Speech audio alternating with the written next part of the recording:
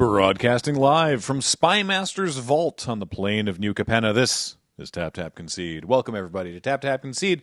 My name is Graham. Joining me this week is Nelson. Conniving Knelson. And Wheeler. And today is episode 7 of ranking every asterisk mechanic in Magic the Gathering. And we're pleased to have you with us. Before we get into it, I want to remind you that this show is brought to you by Card Kingdom. Check out cardkingdom.com/LRR.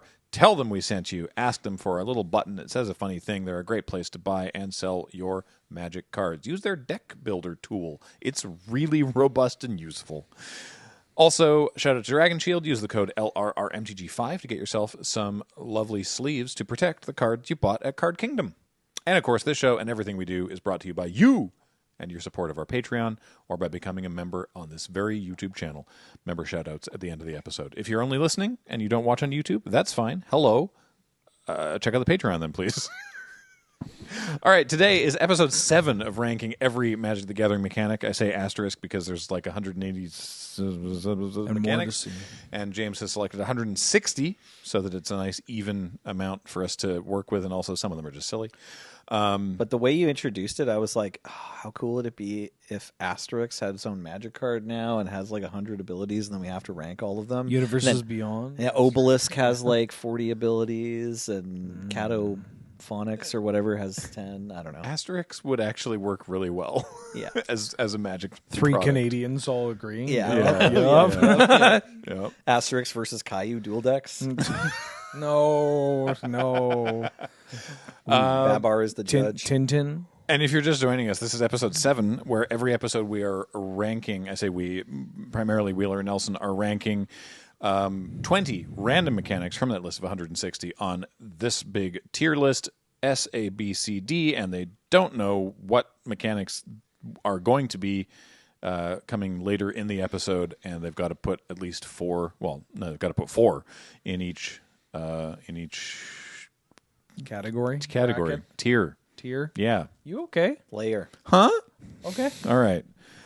No, I'm feeling weird because something is happening to my body. It must be a mutation. It's mutate. We're going to start with mutate today. Oh, mutate. Remember Ikoria? Yeah. I'm a little fuzzy on a lot of what happened around that 5 time. years ago. Yeah. Yeah. Do you remember? There's a brain fog. Do you remember anything about the Ikoria pre-release? It was from home? I remember it was from home. Yeah. Ikoria It was PDR. weird. I was glued to my webcam, right? This was 6 years ago. Yeah. Stop it. Yeah. Cut it out. Oh. Oh my God, I got myself.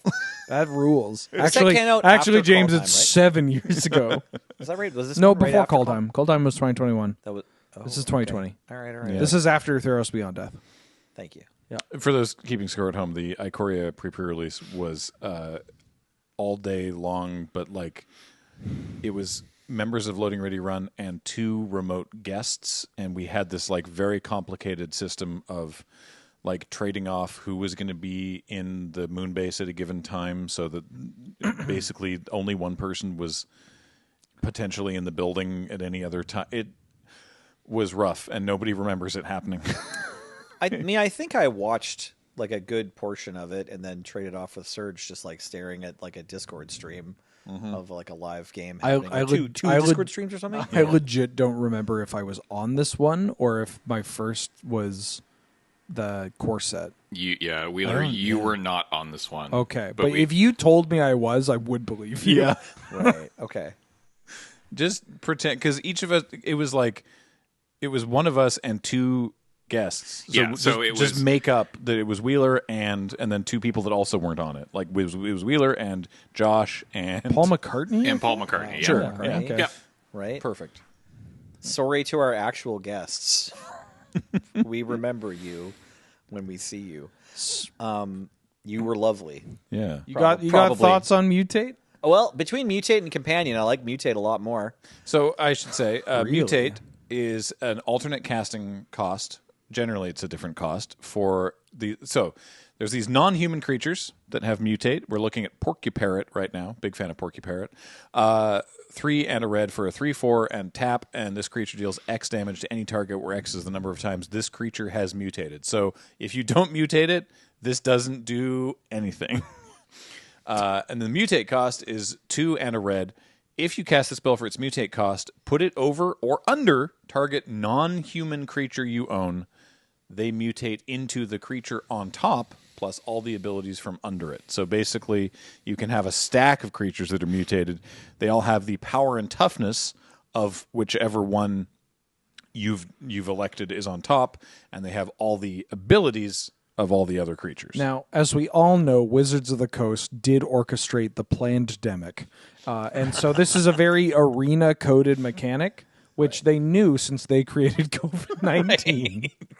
That they knew that people would just be playing only Arena. And on Arena, so this it's is fine. Yeah, on Arena, it's fine. You get your Blight Mama down. It shows you what the over or the under will look like in a little preview window. So you can understand it really easily. Recall that in the set was the vanity printings of the Godzilla creatures, including Space Godzilla, Death's Corona. Death's Corona. That's right. Of course. Which they very quickly reprinted under a different name because they were like, wow, we messed that one up. I forgot about That is very funny. Yeah. It's like so it's funny. just That's like whoopsie that for which Wizards is at zero fault. no. And like they didn't really have to do that. No, they reprinting didn't either. have They're to, just but they were like, trying to yeah. acknowledge that Hey, this is gonna tilt messed people up, out. man. Yeah. Yeah. Okay, so I wish this mechanic. I mean, not wish it never existed. It's just like so unfortunate that it is very commander coded, and also not a great mechanic for people that don't understand the rules. But also, nobody understands the rules of mutate. This mechanic's true, a rules actually. nightmare. It is a rules It's nightmare. really clunky. Which maybe lends to maybe it lends to it mostly being appreciated by casual players, because like if they get it wrong, who cares? And if they Yeah. get it right, then it's probably because they're like, I have a mutate deck and like I'm obsessed with this, so I'm going to figure out how it works. And you're unlikely to play a ton of mutate outside of like a dedicated mutate deck or a deck dedicated around not having any humans, right? Like Yeah. It doesn't like even Sea Dash or Octopus I kind of thought was going to show up in Canadian Highlander more than it does. Yeah. You know, like it doesn't really. Is there a mutate card that like people play outside of their dedicated mutate deck, like Commander Gem Death Roy or Razor. Gem Razor. Gem Razor. Gem got Razor some is like play. a That's 4-mana right. 4/4 with reach, and it mutates for 1 green, and when it mutates you... Oh, it's reach and trample. Right, Sorry. reach and And trample. when it mutates, you destroy an artifact or enchantment an opponent controls. Right. That This card... one, and the Commander one that shows up in Cube. And so when it Yeah. says whenever this The creature other mutates, big green guy. It's like Oh, the Sawtusk yes, Demolisher. Sawtusk Yeah. Demolisher. just to clarify, when it says whenever this creature mutates, Yeah. that's if you have it on the board just as a creature by itself, and something mutates onto it, that Yeah. triggers. And- but also if you have a non-human creature and you mutate this onto that also triggers this creature mutates. That's right. Okay. Yep. So at least that works both ways, I guess. I don't know. Is D too mean? Like Yes. it's some people's favorite thing. Yeah. So I definitely want to give them the nod, but it wasn't my favorite thing. It is a categorical rules headache. Every single time I was like, hold on, what do you mean by on top? Okay, so it is a Porky Parrot, but it has the abilities of the stuff that's under it. Yeah. Right? That's how we do that's Yeah, how we you stack get, it. You get everything Yeah. except text box from everybody. Well, the power and or sorry, everything you get text box from everybody, and you get everything except text box from the top, right? Yeah, Like it has the- does it add the types? It has yeah, I just checked. okay. It has the characteristics of the topmost card. The problem is they made a better version of it in backup.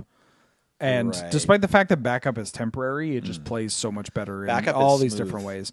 Emerge is also like what I think of when you're trying to give me the idea of like from the Ikoria commercial, like this Yeah. monster was running at you, and then before it got to you, it actually just transformed into another monster. Yeah. and like that's what Emerge does. You like sacrifice a creature, and then you get this other bigger creature. The thing about Mutate and why I don't want to put it in D is that it is legitimately like the reason why some people play this game. Yeah, that's fair. Like yeah. it's some people's favorite mechanic.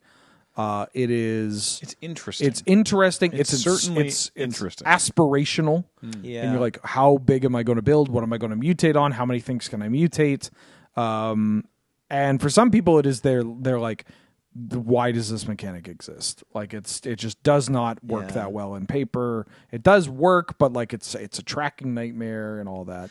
I'd put it in C. I'm fine with C. I guess it's like if you loved Meld, this is kind of like gives you replayability on it, right? Where you're like, oh, I made a weird new creature I'd never made before. This exact combo of my 5-color mutate deck or whatever. Yeah, there's a chance that this mutate should be higher, but like it's just it's higher if everybody just played kitchen table, or if all commander was just like casual, but like thankfully, limited and 60 card constructive, those formats exist. Do you think they'll reprint mutate?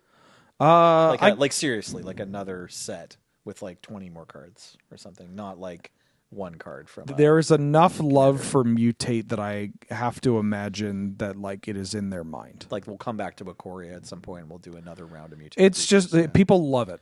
Right. Okay. And they like delivering, whether or not a mechanic's good, they like delivering on things that people love. Right. Right. Yeah. So I'm super curious if the next time round there's some kind of like inspired Ikoria return set that's like, okay, this is like what we should have been doing with mutate, or this is how to make mutate fun for more people, or whatever. This is like a thing you can do with mutate that no one expected and is really cool. I'm curious. Yeah. Seems hard to design for mutate to be fun. Yeah. The potential to reach great heights is there with mutate, but what about the potential to reach great lows by delving your graveyard? It's Delve. Delve is a well, I'll just do the reminder text. Each card you exile from your graveyard while casting this spell pays for 1 generic mana. Love seeing Hooting Mandrills again. Yeah, big hoots. Big hoots. Love hoots. 5 and a green for a 4/4 with trample. That's it. But you could potentially cast it for cheaper if you get stuff in your graveyard in the first couple turns. Anytime you get killed by big hoots, it's like, congrats. Honestly, you're a big brain and a good guy. You're, a devoted member of your community. And then every other Delve card that you're familiar with, it's just like, why do I play this game? Just the table. Spell should cost mana. I remember when they printed big hoots, and I was just like, bye-bye Mongoose. Delver is now like, or bye-bye Goyf or whatever. Right. It's like Delver is now just going to be forever just Delver and hoots. That's all you need. Right. That was not true. The next set came out. But you could win legacy events with this and be like, oh my God, I was right. This was the future. It was what you're just saying was for sure. Everyone was on the same page the week that Tarkir got spoiled or whatever. It was like, oh, we should try that. We should just be playing big hoots. We should play big hoots. And then the next set came out with even more Delve problems, and so we were playing the black creatures instead.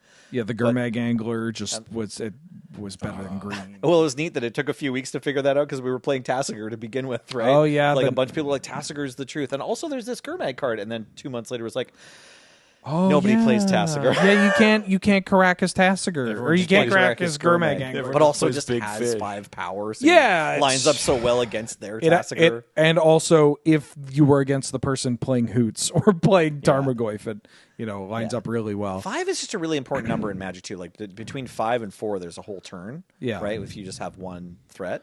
And they started at 20 and didn't spend 4 of their life or whatever. Delve is a mechanic that is kind of like Affinity, right? In that, like, it's scary because it's cost reduction. Yeah. But it requires you to do a very specific thing. And it's not, quote, free cost reduction. Right. And, like, it turns out the individual Delve cards that are problematic are problematic because... not just because of cost reduction, but you paired cost reduction with card draw, right? Treasure Cruise is the biggest one, which is just Ancestral Recall. What? What? Yeah. What were you thinking, dog? And then Dig Through Time. Well, being they want another to print classic powerful one. cards, right? Like that's a thing about Wizards. Like they don't want to only print 290 safe cards that don't make you think this is going to blow up my for sure, man. Metagame. For sure. Yeah. But is 6 blue draw 3 like not powerful? If it doesn't have Delve, I don't know. No, with Delve. Yeah, with Delve. Yeah. Like 6 blue draw 3. Oh, I see. If you just locked two of the pips to be blue. Yeah, for sure. Still good. So much of Magic design that ends up going, haha, oops, stems from them not just a single Print make it pips of mana. Just make it cost one more real begging mana. you. Yeah. Especially in 2026. Like, you see it where you're like, the fact that Bitter Blossom Fairy from Lorwyn Eclipse is black, that is shocking. Huge. Yeah, that's like, huge. oh my God. It must have gone around the room. One of you must have worked on like impulse control just at some point in time. I mean, so like, but to tie it to Delve, when you're just delving out big idiots, okay, even like Murktide Regent, any of the kill spells too, I don't care. Oh, like I love Murderous Cut or the drop down, like everybody sacks 2 creatures. Target player sacks 2 creatures. Anything that's not a proactive threat. If you're like I mean, Treasure Cruise kind of because you're digging, it's proactive. It's finding your combo. I'm even okay with Gurmag Angler because it's just a 5/5. That's true.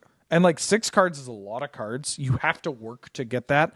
The thing about Treasure Cruise and Dig Through Time is that you facilitate those cards by playing Magic the Gathering, and your payoff is that you get to make up for any card disadvantage you may have incurred or any like just not thinking about how you use your cards, right? You're like, oh, should I save this bolt for a better creature? Doesn't matter, dog. You're going to Treasure Cruise. Use it anyways. Yeah. It'll make your cruise come out. If you cast it now, it's like you also get a Lotus Petal. Exactly. Right? Yeah, exactly. That sucks. Yeah. But like just playing a big idiot, like Murktide Regent, a messed up Delve card, sees Legacy play, sees Modern play, but also it's just like fair in Modern. It's like the most fair thing you can do in Modern right now. It is just a dumb flyer. Like it's just a big dragon. And it's so good, way above rate. I can't believe this card exists, but also it's just kind of an idiot. Yeah. It's the new Tarmogoyf, basically. Like Murktide Regent is just like, yeah, for 2 mana, this is the best thing you can be doing to just kill your opponent. Yeah. But it doesn't have hexproof, it's not like it dies to everything, like it has all the regular things people complain about other cards going for it. You can deal with it. You just have to deal with it right away. Yeah. So, I don't know. This and Murktide aren't as bad. It's more about Treasure Cruise and Dig. Yeah. Actually, that Temporal Trespass is started getting a bunch of play. That card had seen some play, but like that one, at least they're like, okay, triple 3 blue, blue, 8 mana. Yeah. I'd put Delve at C.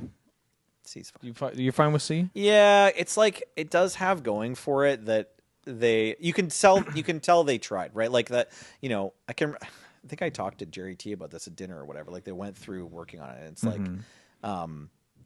unlike some of the other free spell mechanics we've talked about on this podcast, it's like Delve, at least it's locked to cards changing zones, right? You've got a certain number of cards in your deck. You got a certain number of cards in your deck that you ever want really to be in your graveyard. Right. And like there's only so many times you can do this. Like it's not infinite. Yeah, there's a finite amount of delving you can do. Yeah. And like it does get you to play the game, and even though like again Treasure Cruise and Dig are the worst ones, but like you might have spots with Murderous Cut where you're like, I'll Lightning Bolt whatever because then it turns on my Murderous Cut, but that still requires somebody to then play another creature that you can then cut, and then it makes your subsequent cuts worse. So like you will pay 4 mana for a Murderous Cut because if you don't, you die. Right? It's not like, you're not like, oh God, I really got to pay 4 mana for Treasure Cruise or else I won't draw cards, right? Like, but even then, like Cruise for 3, that's still fine. above rate. That's still good. Dig for Time, I've cast 6 mana Dig Through Times, 8 mana Dig Through Times. Yeah. Like, yeah, it's still good. It's okay. Because it's just going up cards. Doesn't matter. And this was Delve was originally a Future Sight, a tease of like a Future Sight mechanic. Oh, yeah, the Tomb of the Boom? The Tomb Stalker? Oh yeah, Tomb Stalker. Yeah, sorry, why am I forgetting? Because it about only the OG? appeared. Yeah. Was it only Tomb Stalker it appeared on originally? No. Tomb Stalker and Death Rattle were the big ones. Death Rattle. And Logic Knot. Okay, right. And then Tarkir was the first time that it was actually like, okay, we're going to try and do Delve for real. Yes. Yeah, it was the Sultai mechanic. Like there's a bunch of commons with It's Delve. so funny. They were genuinely like cautious, but then still made Ancestral Recall and like double impulse. Yeah. Whoops. Yeah. Come on, man. Does make Remand crazy good though, which not like it needed the help, but So this is kind of funny because our next mechanic is also one that was first introduced in Future Sight. Okay. With a big asterisk being this is the first time it was keyworded with its keyword name in Future Sight. It had existed prior, and it had existed also kind of in another way, or even earlier than that. Okay, so it's like a callback to an old. It's like a callback to a callback, kind of. Sorta. What set was it originally from? Let's make these podcasts longer. Okay. Yeah, So that's what this podcast has trouble with. Yeah. per the wiki, the mechanic appeared written out long form in Mirrodin. Then it was keyworded in Future Sight. But even before Mirrodin, a version of it had existed that technically, I guess, still exists, but not in a keyworded form. Modular? Nope. Hexproof. Nope. No. No, Hexproof wasn't. No, in Future modular Sight. was in Mirrodin. Sorry, this is an ability that wasn't. I'm trying to think keyworded of modded. something that wasn't. It was in Mirrodin, but not keyworded. Yeah, so it was just on some cards that said. Is it Menace? No, that wasn't keyworded in Future Sight either. You can tell us, man. It's lifelink. Oh, the no, Lockstone don't- Warhammer. No. Right, We yeah. don't. Yeah. You pushed the wrong button here. You We've got have- too much draft trauma to deal with this. Yeah. Listen. Mist Meadow Skulk in Future Sight was the first instance of the lifelink keyword. No, I get that. We I agree. get that. We That's- agree about- That's not we the agree issue about I the have, Mist man. Meadow Skull. That's All not the issue I have. What's the problem? It's that Okay. the Mirrodin one doesn't have lifelink. May I? Yeah. May I? Go ahead. Yeah. Go ahead. Okay, so lifelink Okay. is the mechanic that when damage dealt by this creature, or in some cases instant sorceries, Yeah. gains you that much life. Yes. Happens flat, same time, does not use the stack. Previously, this mechanic had shown up on cards that just said whenever this creature deals damage, you gain that much life. That's what Spirit Link does. That used the stack. Yeah. That's different. Yeah. That's not my issue. My issue is that in Mirrodin, there's a card called Loxodon Warhammer. James, can you pull up the original printing of Loxodon Warhammer? This is my biggest Magic pet peeve. And it's a 3-mana artifact equipment that has equip cost 3. As printed, this card says equip creature gets +3/+0, has trample, and whenever this creature deals damage, you gain that much Which life. is the triggered version Which is that's a triggered not ability. lifelink. A callback, and this card is kind of a callback to Armadillo Cloak. Yeah. It's a whole big thing. This card saw some constructed play, Bomb Unlimited, whatever. Crazy bomb. Flash forward to James, if I can get the 10th edition printing of this card up. They reprinted it. How dare they? 10th edition was the first time they introduced lifelink as a Beyond Future Sight. Yes. And they've updated it to lifelink. Which is mechanically different. That is mechanically different. That is not what this card does. They only did it to Loxodon Warhammer.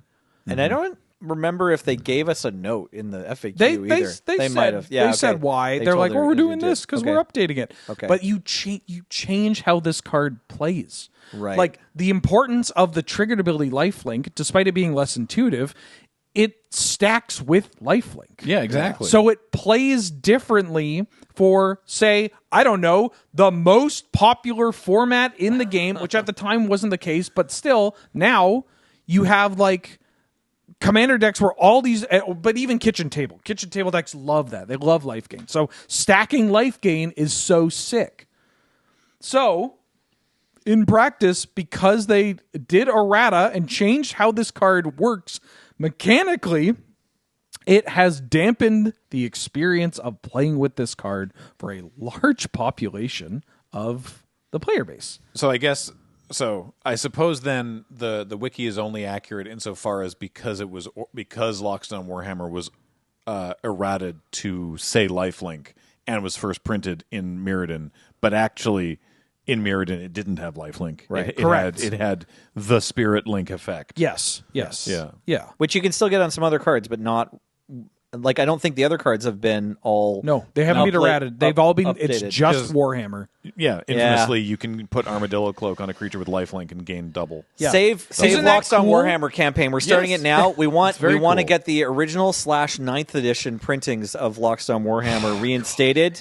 And all the other ones, the ones that say lifelink, you'll have to look up the Oracle and be like, oh, it isn't lifelink, except it is. I'm so confused. Maybe I shouldn't let something like this get to me as much as it does. But this is a card that was near and dear to me in childhood. Yeah. And like coming back to, after No, I'm taking on a board. break and coming back and seeing it functionally change. I didn't realize how many times they've reprinted it since then too. I went to go like double check what the Oracle is right now, and they're just slapping this thing in all kinds of insanely popular commander card. Yeah. If you go to cardkingdom.com/LRR, very often Warhammer, a cheap card, sold out. Like basically everything, or at the very least, the older printings are sold because it's just that's pretty similar from YJ. I think too. It's hard to find. You could not keep this card in an LGS. People will buy it. They'll want extras. It's cool. It's fun. It goes in any deck. But Lifelink, a banger mechanic. Totally unrelated.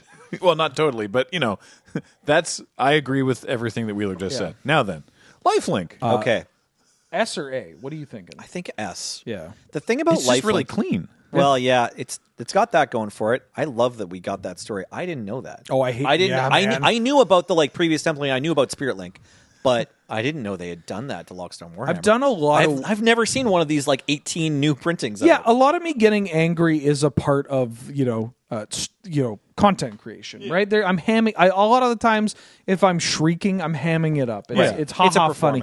And I've done a lot of work on anger issues that I definitely had as a young man. This is the one thing that, other things, social injustice throughout the world, crimes against humanity, ongoing genocides, all that makes me angry as well. Oh, yeah. But I'm going to blow up over something that has zero relevance. I could step on a nail and be like, oh, that stinks. Oh, I might have to.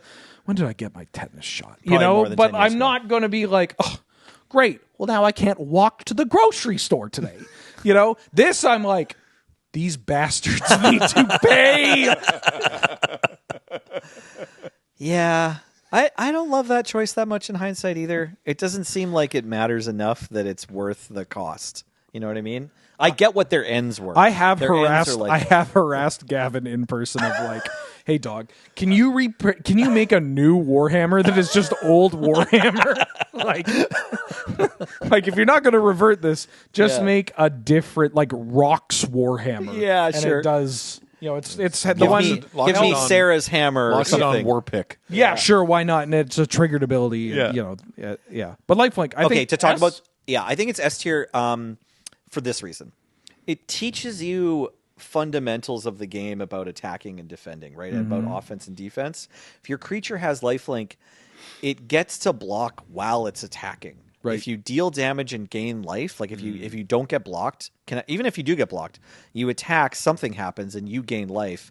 The life you just gained, you can now use instead of blocking with that creature. You just get hit by a similarly sized creature. And you're dealing damage. Right. Yeah. You're ahead because you're attacking and blocking at the same time, while your opponent is only attacking. I do sometimes get situations where it's I have to attack with my lifelink creature, because if I don't, my opponent can just choose to only attack with their evasive creature.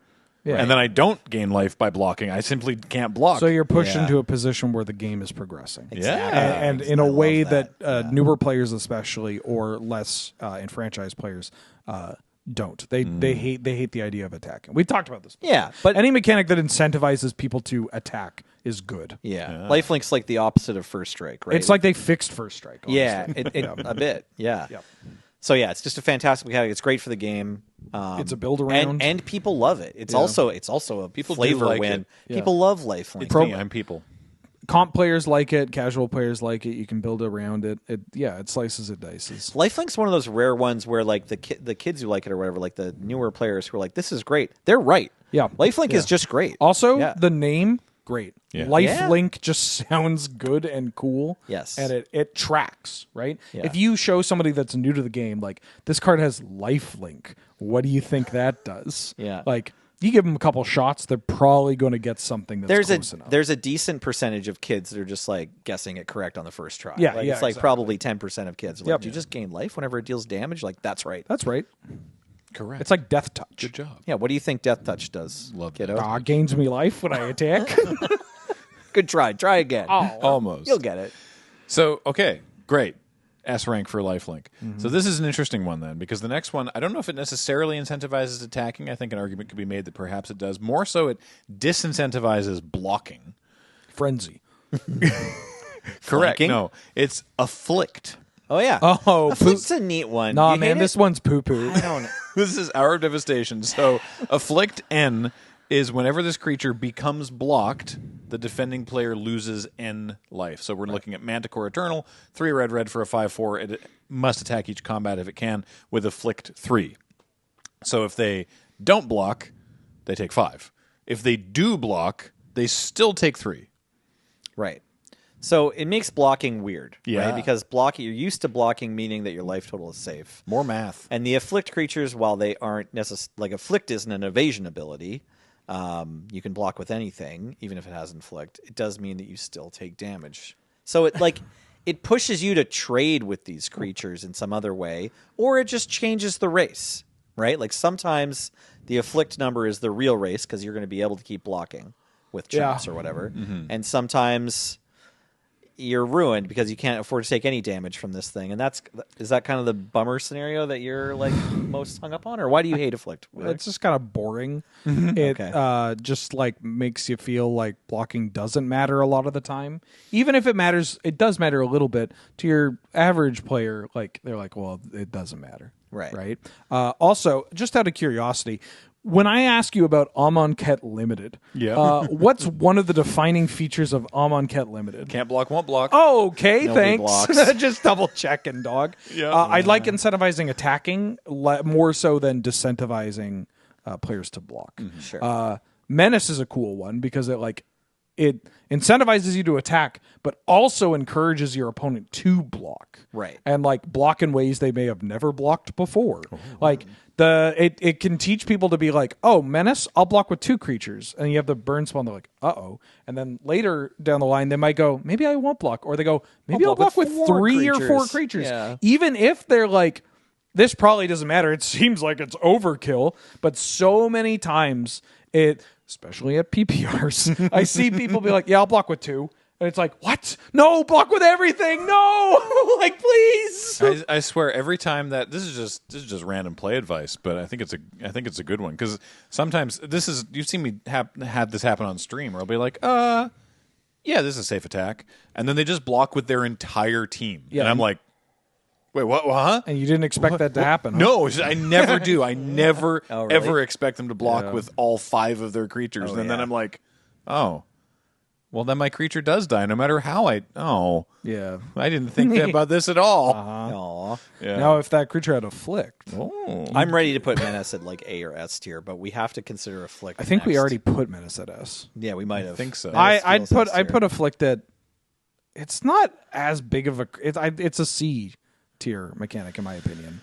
Like I could put it at D just because that's a lot of C. Yeah, the thing about Afflict is I want to go to bat for it when we're like examining the card and looking at the card and like theorizing the card. But then I'll tell you what, I can't remember like one time getting into a game and like the Afflict made me feel something. You know what I mean? It mattered. In my opinion, there are 2 good Afflict cards. There's have a mythic Neheb. Neheb, right? Neheb is great legendary creature because like it just Neheb you want Neheb says like if they lose life you add a bunch of mana right in your post combat main phase and then has Afflict 3. So if they block, they lose a creature, they still take some life, and you get some amount of mana. You get less mana, though. Yeah. And if they just take it, well, it's like, well, I'm taking 4 and you get more mana. There's a more interesting conversation to have. I feel like this could just be its own design. Sure. And then Eternal of Harsh Truths, I think, is also kind of interesting. Remember what this one It's does. 2 and a blue for a 1/3 zombie cleric with Afflict 2.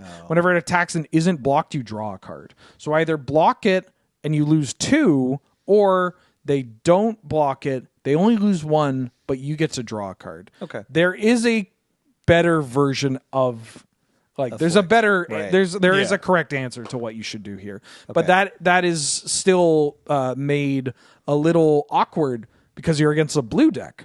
Blue magic's very tricky. And so like you play this, you untap and then you attack and they're like, "Oh, well, if I block, like if I double block, maybe something gets bounced, or maybe like there's a card that makes this 1/3 actually a 4/4 Sphinx or Dragon or whatever." Here's what's really like hurting this mechanic. You just showed the 2 most important cards off on them, and it's a mechanic that triggers when the opponent blocks, and both of those cards just want to wear Whisperslow Cloak. Yeah. And that's what they do almost all the time. Yeah, right? you just want to, instead of letting the Afflict work, you just want to find other ways to make sure it always hits them. You just want to give them shadow or flying or whatever. Yeah. So, all right, C is fine.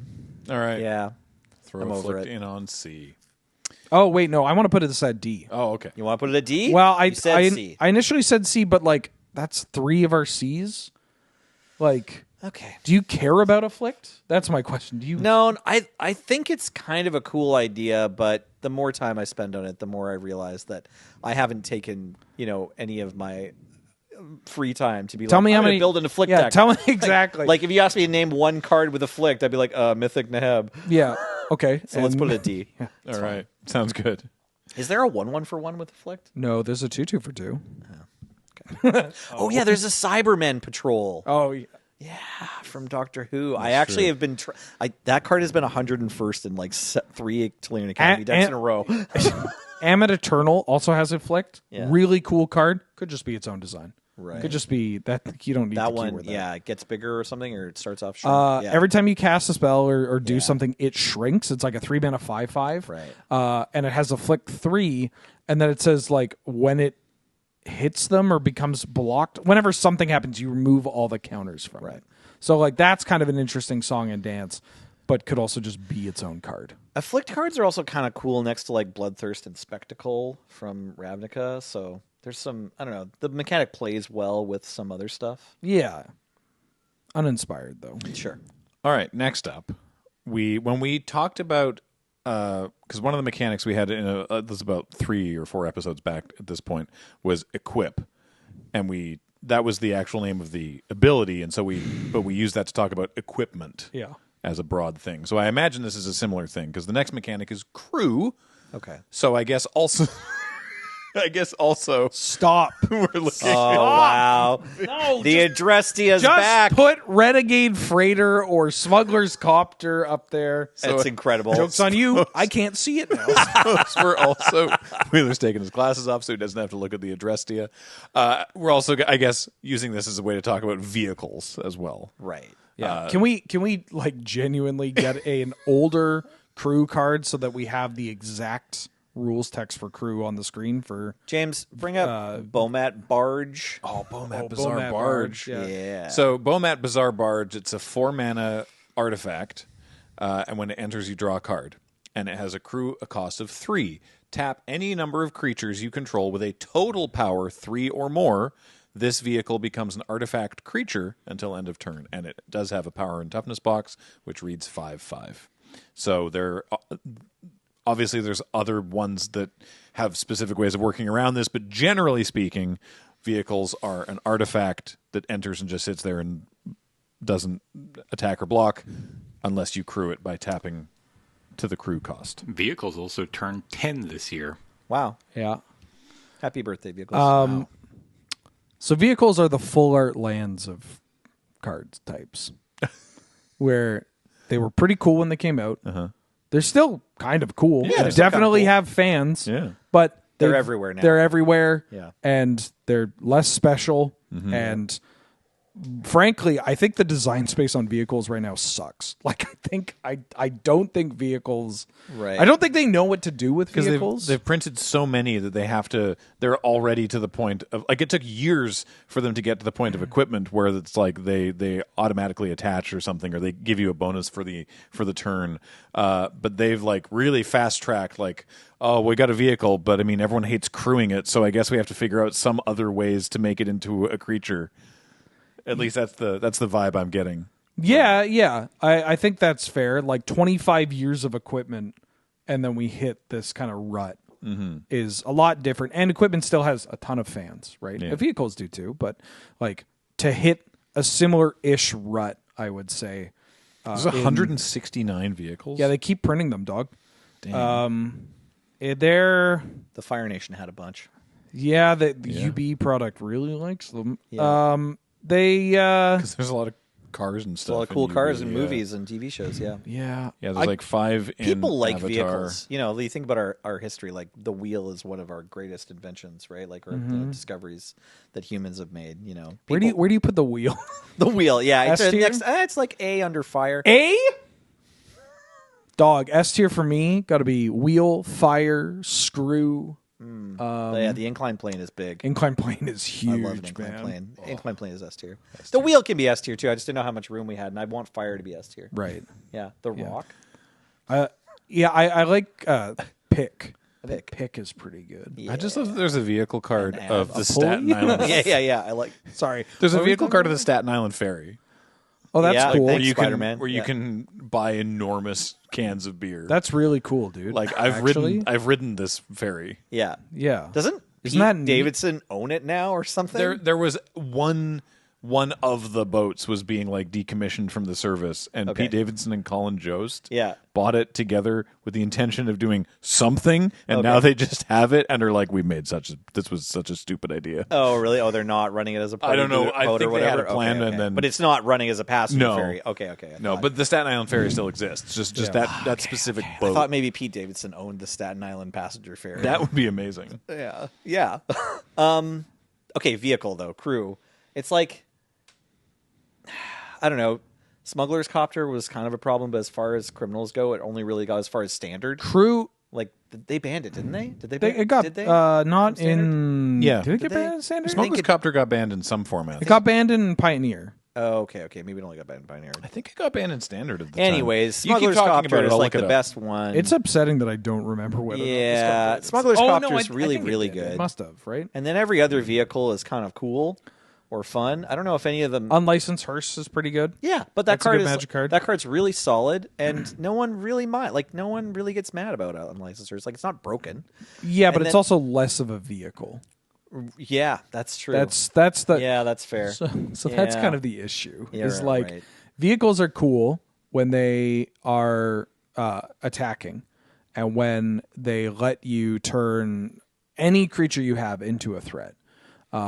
Even and this can go up, right? Like even like the Parhelion, which sees constructed play in the Greasefang deck, or Seeka's Chariot saw a lot of play too, right? Yeah, like, that's 'cause yeah. those cards The are cat cool, car. but they attack, right? Right. They are attacking, and you play them because they attack, or they are tapped and attacking, or whatever. Whereas right? the hearse is like this utility creature. the That's not a the creature. Hercielago is just there tapping and it ruining the graveyard, and then like there's a threat of attacking, which is kind of cool, but also it's just like, check out my vehicle that could just not be a vehicle and could just be like a chimeric statue from Mirrodin or whatever, right? Like yeah. it's not evocative of like a vehicle, like the looter scooter being like the getaway car, or well, I guess the card Actual called getaway car, yeah. right? That There's one's kinda some cool. cool room for vehicles, so I'm more inclined to put it at like B, because like it plays. Yeah. We shouldn't say like just because like crew itself and the concept of vehicles is cool. The individual designs nowadays I think are well, it's a little thin. When Equip know? came onto this podcast, I was like, we have to stop and have a pretty serious discussion, because if we don't put Equip at S tier, we need to like make sure that we're on the same page about like how we feel that all Magic design is going, because Equip was like really pivotal and really important. And I don't actually think that vehicles are that. No. Like if you just yoink all of the vehicles out of Magic's existence and then Right. look at the remaining like history of Magic prints, it still looks pretty full. Obviously the Kaladesh and Aether Revolt sets look weird. But, Yeah. But then besides that, it's like if you yoinked all the vehicles out of all the decks you have built right now, it's like How funny is it that if you removed all the vehicles from Aether Drift, you'd have a better set? Like, think about it. I think Would yeah. you- would you- I think vehicles are neat. I don't think they're integral. Yeah, Yeah, exactly. By the Okay. way, January B is fine. the January 2017 banned and restricted announcement banned in standard Emrakul the Promised End, Reflector Mage, and Smuggler's Copter. Right. Yeah. I mean, Emrakul is the big one. Yeah. You weren't But- coptering. No, that 'cause you were Reflector too- Mage was a big part of Copter that. was a problem. That Jace like bin all your humans and then bring them all back with a white. Oh, X the, spell. Rally the Ranks? Rally the ranks or whatever. It was good in Coco Return of too. the Ancestors or something. Yeah, Reflector Mage is just rancid gameplay. Yeah, it is. Anyways, Sorry, Reflector Mage, you're awful. Okay, B is good B for tier. crew, I think. B tier for crew / vehicles. All right. Next up, more recent one from Wilds of Eldraine. I'll give you such a good bargain. It's bargain. So, this was an interesting one. We're looking at Troublemaker Oof at the moment. It's 1 and a green for a 2/2 with bargain, which reads, you may sacrifice an artifact, enchantment, or token as you cast the spell. When it enters the battlefield, if it was bargained, you exile a artifact or enchantment an opponent controls. So it is the spell does one thing, and then it does a different other more thing if you bargain in a similar fashion to Kicker. But the bargain cost is always you sacrifice an artifact, enchantment, or token. Not a creature, but it could be a creature token, which was the only part that I always had to double-check reading. It wasn't just you who always had to double-check reading bargain. It's just a templating we haven't really seen any other place where there's like this card type or that card type or a token. Like, that could be any type, right? Anything. You can have a token of anything, there really. Are artifact tokens, creature tokens. Yeah, enchantment exactly. tokens, land tokens, and anything. The design space of saying, like, that's how we can template an ability because it's fine. Like, I appreciate that exists. They just haven't done it other times, and so I always find bargain kind of annoying. Like, as the player doing the bargain, I'm like, wait, which thing can I... Like, how many times have you yourself personally or been in a game where someone bargains illegally? Because they're like, I thought I could sacrifice XYZ, but I can't. You know I mean, 0, but I can lie for you if you want. Well, okay, I've tried to put the spells in the stack wrong, personally. I mean, obviously, with the PPR is everyone's first ever look at the cards and chance to play with them. But I definitely remember this coming up at the PPR where it's like, oh, okay, I'm going to sacrifice this guy. No, you can't. Right. Yeah, what happens is you see this card in your hand and you're getting ready to play. You're like, I'm going to sacrifice my 1/1 elf token. Okay, then a few turns elapse and that thing chumped. You're like, okay, I'll just sacrifice my other creature. That's like a 2/2 that I don't need anymore, but it's a card.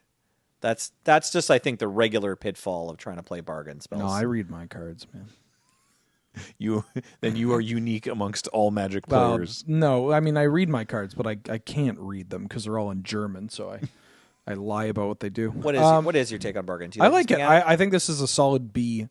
I think bargain's cool. I think it lets it pushes players to play different types of cards, pushes players to make considerations like the very one you're talking about, where like you're incentivized to jump with a 1/1 creature and not your like 2/2 grizzly bear, but also if you jump block with the bear, then you have that token for your bargain cards. Right. And I like that.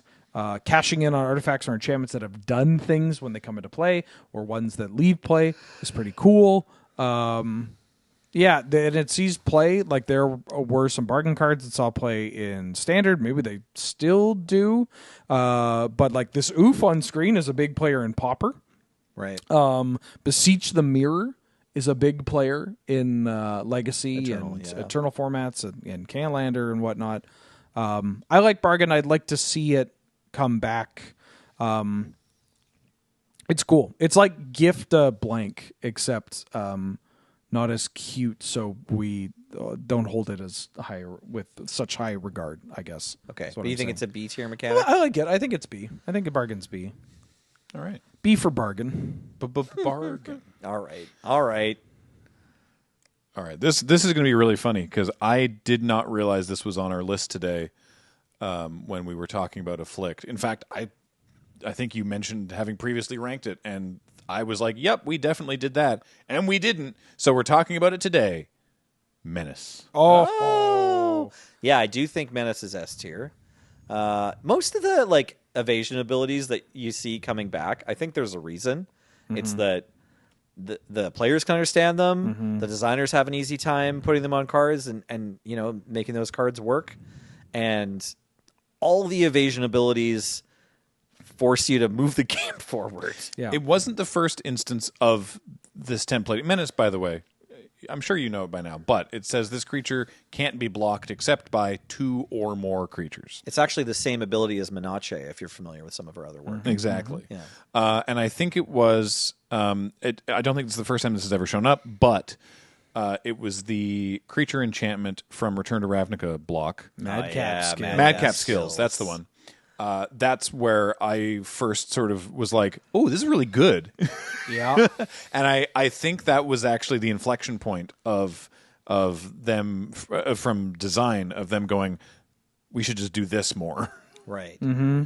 That one was great. I think Madcap Skills probably helped a lot of people who were playing Limited at the time realize hey, I can stick an aura on my creature, and it does suck if the opponent blows it up right away. But if I just get this on the creature and then attack once, that's probably good enough. Yeah, whatever happens after that attack, it's probably good. It plays kind of like a combat trick, where and you get two things, right? Like you get the push of damage, kind of three. You get the push of the damage, the original damage you wouldn't have normally got, and then just like a creature can attack.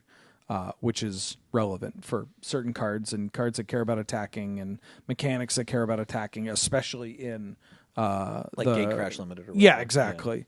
Yeah.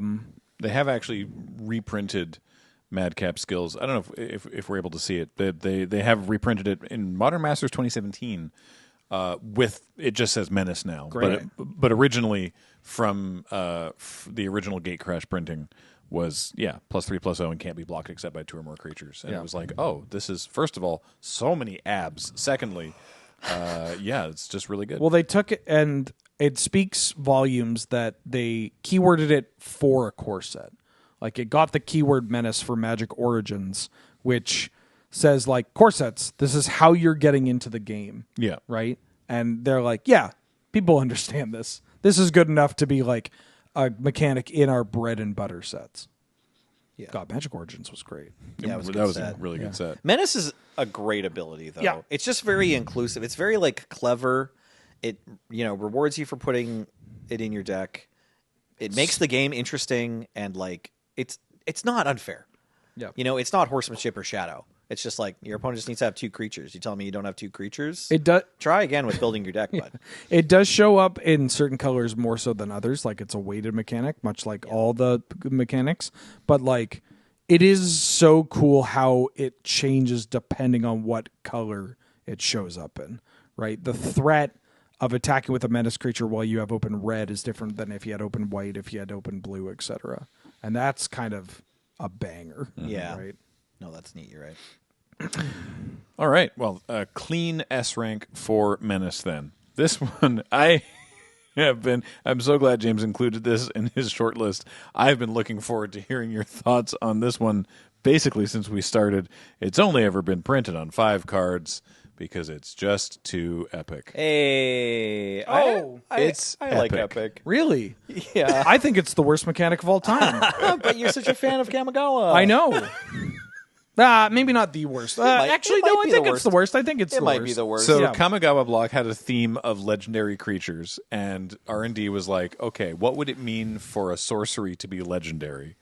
And what Epic says is, we're looking at Endless Swarm right now, which is 5 green, green, green. You make a 1/1 snake token for each card in your hand. And then Epic says, for the rest of the game, you can't play spells. At the beginning of each of your upkeeps, copy this spell, except for the epic ability. So you can't do anything else except every turn this happens. So you know what's cool about this card? Yeah. You pay 8 mana, and because it's an 8 mana spell, you have no other cards in hand, so you get 0 snakes. Yeah. But don't worry. You go to your next turn, and before you draw a card, you get to cast this again, and you get 0 snakes. But don't worry, Graham. If the game is still going, which shouldn't be, because either your opponent's killed you or you have realized you made a huge mistake, I admit I've never cast the green one. you will get 1 snake.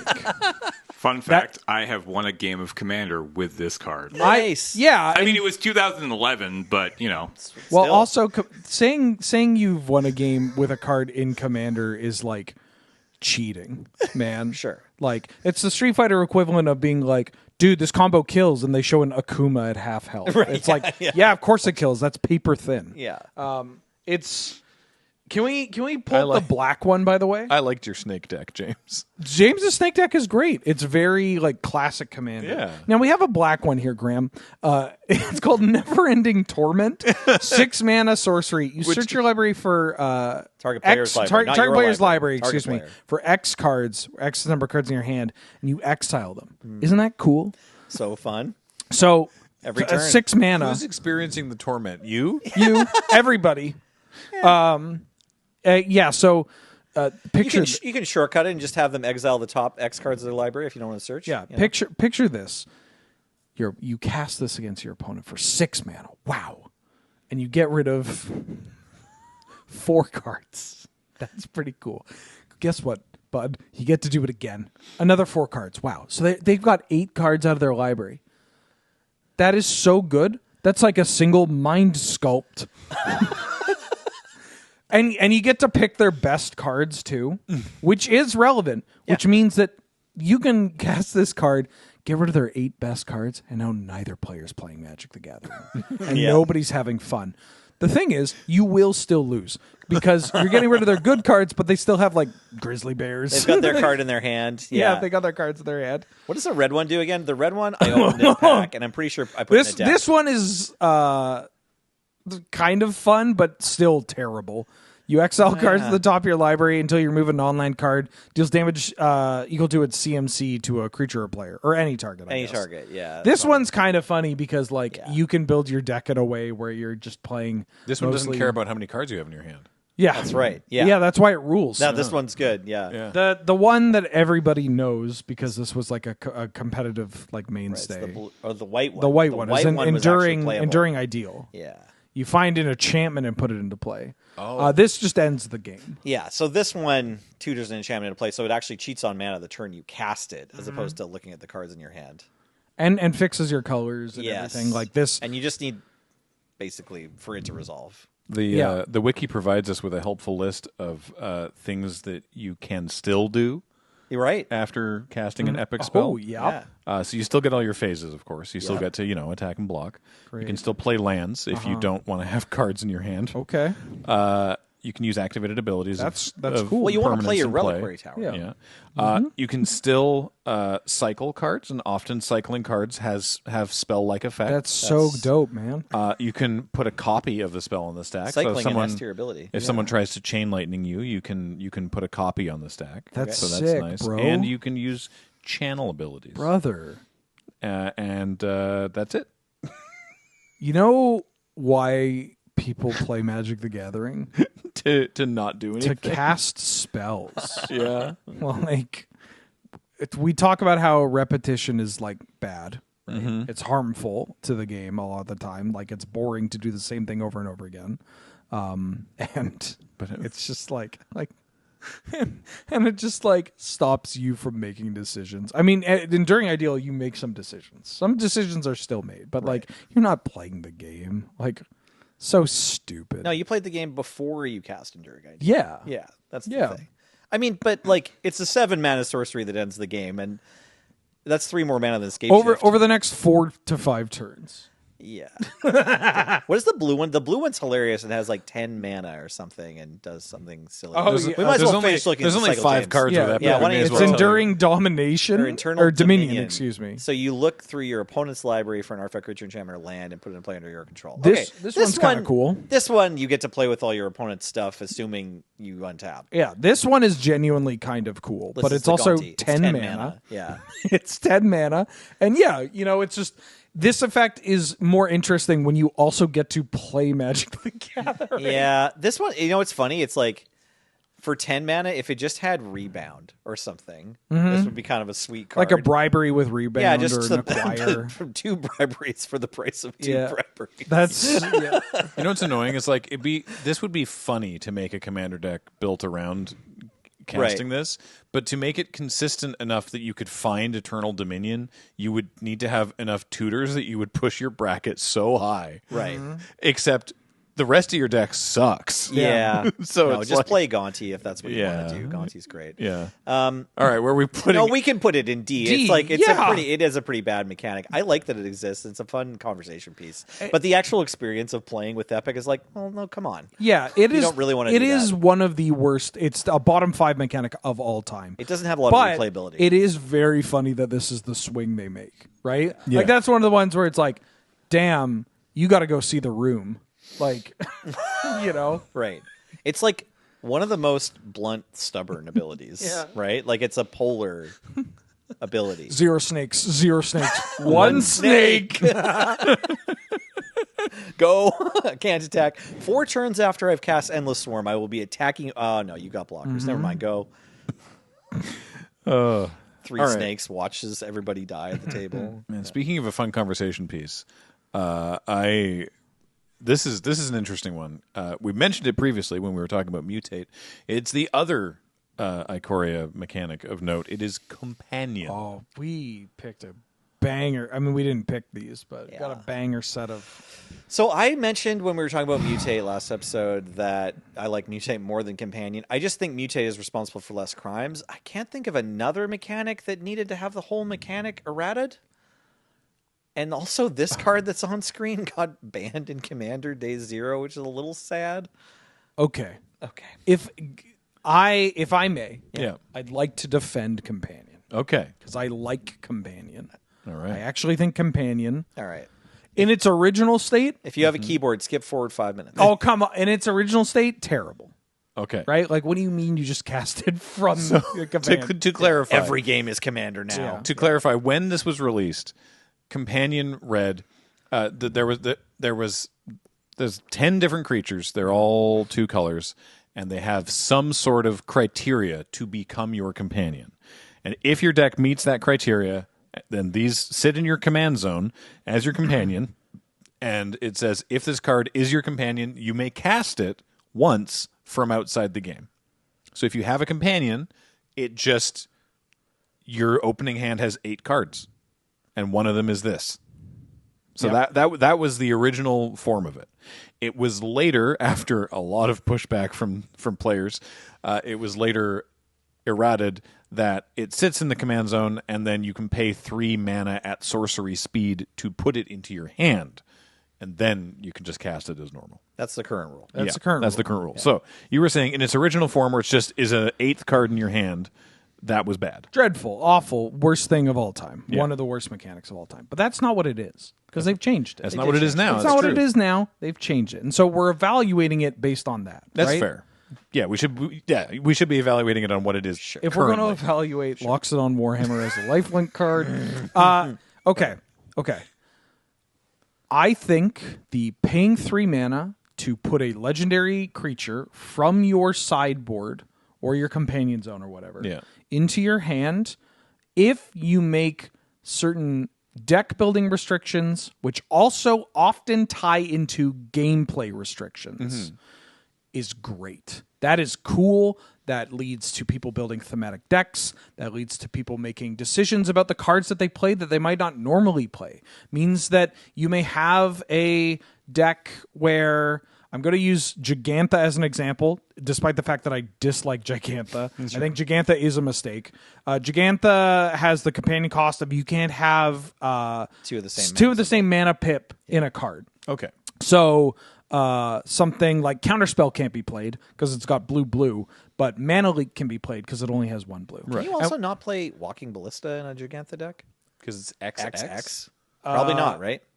Same mana symbol? I don't actually know, but I'll see if I can figure this my out. bad. Sorry, didn't mean to derail us. But what Gigantha did see play in some red X decks that said like, damn, this red card is like really powerful, but like, what if we should add a different color so that we can have a wider range of cards? Or what if we should just play a different red and 1 card? And so you would have the same archetype, like a mono red aggro deck, playing different cards, despite being the same kind of deck, or branching out to adding other colors, other styles of cards. That's cool. That's really cool. Right. We saw the same thing with some decks abandoning Luris for some other permanents in their deck instead of playing only CMC 2 or less. Not so much in Vintage and Legacy, but like in Standard, they're like sometimes the same kind of strategy. You'd see like a white-black aggro deck, and they're like, instead we want a 3 mana. There's an organic feel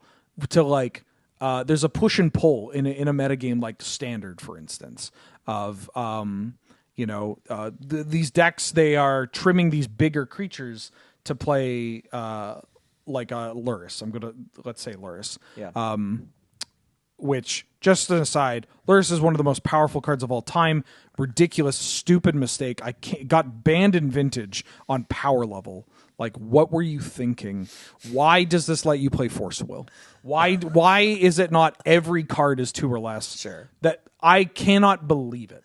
Now back to Luris. Because like in Standard, Luris decks did pop up occasionally, but they weren't like the worst thing in the world. Right. Right? Yeah. In standard, getting your Lurrus free spell every turn, not and so playing, like, if the metagame pushes towards people playing Lurrus, then that might mean that the removal trends to things that deal with small creatures, which then can lead decks that were playing Lurrus to stop playing Lurrus to play bigger things so that the removal doesn't line up.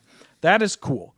If you look at all the companions, you have like 3 war crimes or 2 war crimes, like really bad affronts to the game.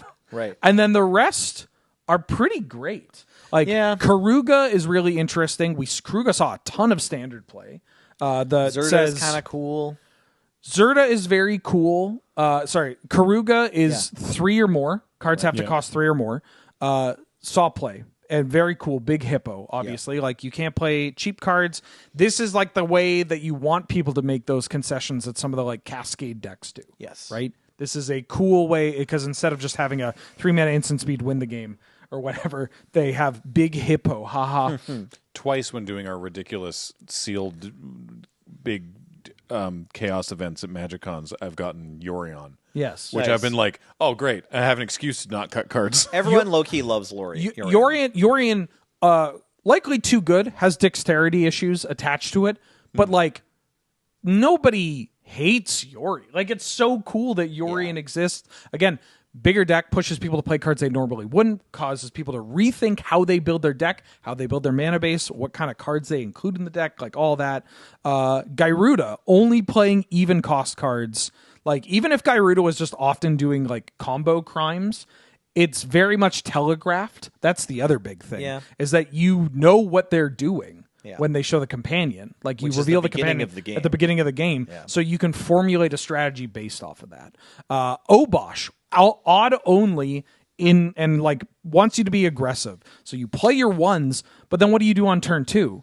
Well, you play 2 1-drops. Yep. And if you do that, you're more so punished by cheap sweepers and removal because you're incentivized to play out to your board, or maybe you skip the 1-drop slot and you have a couple of 1s, but you don't like just poop out all your 1s, and instead you play thicker 3s because now your Goblin Rabble Master hits them for a bajillion. Kahira, really wish it had a slightly different templating, but like, this card still sees regular play in Modern, right? And like, at the very least, it gives control decks a way to actually kill you, which is not that bad. Lutri, beloved by all. When you play a Lutri deck in a 60-card format, it's dope. Right. That is exciting. That is fun. That is a thing people look to do. I did it at $20 LGS challenge one time. Amori, right? Great. A pretty cool card to build around. A huge cost, but this card saw standard play. Like, there's the mutate decks, right? These are cool things to do. Yeah, as long as your creatures give you spell. It pretty much is always with creatures, right? But like, it could be maybe artifacts or enchantments, but it needs to have some way to do everything. Yep. Your card type you pick needs to provide all. There was an Umori sorceries deck that popped up in Modern for a little bit. That's cool. That's cool. That is cool. That's cool. That's cool. That's like, companion decks often give you the vibe of scrolling through social media and then you see a Fire Shoes post about like a deckless dump and you're like, whoa, what's that? What is that? What's that? And that is really exciting. That's really captivating. And like, the crimes of Lurrus or Zerda's exciting, but obviously busted with Grim Monolith and Basalt Monolith. Zerda has an asterisk on there because that card's banned in Legacy. But like, come on, that's Basalt Monolith and Grim Monolith. But if you've ever tried to build Zerda in like Standard, though, it's like, oh, what can I do with this? Like, that was probably a fun experiment. Yeah, exactly. There's a real consideration to what cards you're including in your deck and what that means for how your average game plays out. Yeah. I love Companion, frankly, the new Companion. I'd love to see more of an updated Companion. It's an easy shot because people always talk about the first iteration, dog water. Right. Just unbelievable. How did you do this? Right. Lurrus is an affront to God. But like, as a mechanic now, really interesting, and I love how open the space is for what they can do, right? You could get really wacky, and people would love to play these companions in their commander decks or in like a draft environment or whatever. So you're not talking me into A. I don't want it A. All right, Because, right. you got to acknowledge the crime a little bit. Yeah. But I would have put it in D if I was here on my own. I would be comfortable putting... I want to put it in B, but I'd be comfortable putting it in C. C for companion. Yeah, okay. C for companion. All right. To answer your question, yes, a generic X does count for Gigantha caring about it, so you could not play Walking Ballista in a Gigantha deck. That's kind of cool. That is cool. They, according to Gavin, they tried to make companion work for the Doctor Who decks because, of course, the Doctor always has companions, and they were like, "There's no way that this works," which is why they made the Doctor's companion mechanic. So, in case you're curious, are we going to have Doctor's companion on the show, James? I doubt it. D tier. No. Next up, last episode we talked about Shadow and horsemanship. This one's much more straightforward. Let's take a look at flying. S tier. S. Easy. Just brilliant. Yep. Oh my god. It's an important piece of the game, right? Yeah. It's not. It doesn't feel. Most of the approach to these mechanics is like, how does this affect our already well-built game that we enjoy? But flying is actually just like a central pillar. Yeah. It's load bearing. If flying wasn't in alpha, I don't think Magic would have been as popular as it Right. was. Yeah. Try to imagine playing Magic and nobody has a flying creature ever. It's like you had a dream that was in black and white or something. You know? Yeah. What is the easy? I have a 3-mana 2/2. You have a 3-mana 3/3. What is the easiest way to make these cards more comparable that does not change their power and toughness? Give it flying. I don't feel bad. I don't feel bad that I paid 3 mana and I got a smaller creature because it flies. If it has vigilance, I'd feel like an idiot. If it has reach, well, that doesn't really make sense. But even if it had lifelink, I'm like not that enthused. The math doesn't really work out as well. Flying, yeah, no questions asked. I bud. love Windrake. What if it had flying and prowess and vigilance? Yeah, that's okay, power well, creep that's iguana parrot, baby. Yeah, that parrot. Yeah. God, yeah, flying, easy S. It's so easy to explain. I should have written it down because the quote was really good, but my kid, who just learned how to play Magic with the Avatar set recently, was just like, it was something like, flying creature or flying cards are good cards. Yeah, Something like that. Yeah, hell yeah. We need to get that kid drafting M10 stat. Yeah. Money drafting with Nelson's kid, and we know they're all. Sorry, this is way too specific. Yeah. Money drafting Zendikar at YJ with Nellie's kid, and we know they're always going to be in the Welkin turn deck. So it's like, okay, they're in blue, so we don't have to worry about Raptor. it. Someone's gonna. They're going to have the Welkin turn, the Raptor, the Living Tsunami, and we are getting that $50 in the fetch lands. Incredible. Yeah, you know which lane to stay out of. Yeah, exactly. He's soaking up all the welcome turns. Yeah. Sweet. We talked about flying a little bit throughout the show because it's sort of like the first ability, or like the ability that other abilities are kind of built around being balanced against, right? And yeah, it's just an important building block of the game. All right. So we're going to throw that one pretty cleanly up in S. Nice. That's a great S tier. Oh man, this creature that we're building in the S tier, it's good. But what if the creature has lived out its usefulness and you wish to turn it into some other game-affecting ability? Extort. What? Oh yeah, extort. I confused it with exploit. Yeah, no, it's not exploit. I was going to say we did exploit already, We right? did exploit. I was like, I think we did exploit. Here, I'll take that we transition did. for you We again. did And we exploit did. and yeah. And I just can't read. What if you didn't want to gain life by attacking your opponent with your menace flying lifelink creature, and instead you wanted to gain life by paying an additional cost when you cast a spell? It's extort. Thank you, Nelson. Yeah, no problem. I love extort, too. That's the annoying part. Tell us what it does. Whenever you cast a spell, you may pay either white or black. And if you do, each opponent loses 1 life, and you gain that much life, which is relevant in group games because each opponent loses 1. In a 4-player game, each opponent loses 1, you gain 3. Not a ton of mechanics directly have a specific color of mana attached to it. No, this is an interesting one. It's very. This one gets brought up a lot when people talk about Commander, where they're like, Right. "Does this count towards the color identity?" And it doesn't. The answer it's is in no. the rules. It's Yeah. it's in the reminder text. Yeah. Yeah. It's like firebending. This card specifically, I can remember you had sort of started playing at YJ a bunch more pretty recently, and then like you were really stoked that they gave you a white bear that does like direct damage, and the art even kind of looked a lot like you at the time. I believe It's like a red-haired kid, right? Yeah. I don't know how many people can say this, but I believe I won a dual land by playing this card in Canadian Highlight. You may like have, it was just this card was a slam dunk in White Weenie. Sure. Back in the day. Yeah, it gives you reach, and it's a 2/2 for 2. Syndicatize is great. No, Syndicatize is fantastic. And it's a human. People really like the one that doubles your mana in black. Oh, the Crypt Ghast. Crypt Ghast. Yeah, that's probably the most popular, I think, extort card. Yeah. Or the Pontiff that just gives all your stuff extort. They're a really good combo with all your extra black mana. You can pay all the extort for all of your creatures. I never get to do now. that. People always kill my Pontiff. Understandably so. This card's messed up. I know. Yeah, this card's, I get it. It's an end the game kind of a card. Yeah. Yeah, I like extort a lot too. I think a lot of people do. I'm a little nervous to put a 4th card in S this early in the show. I think we could put it in A. Let's put it in A to be safe. We don't have anything in A yet. Is there? It doesn't really have any strikes against it, though, does it? It's a little too good in Commander, and you don't want a lot of it. It's a mechanic that incentivizes you to play it before other things, but is safest when it's on a bigger upfront cost, because like it is legitimately just devastating in multiplayer. Yeah. No, it's a big problem. I guess it also let's do this strike against because this is fair.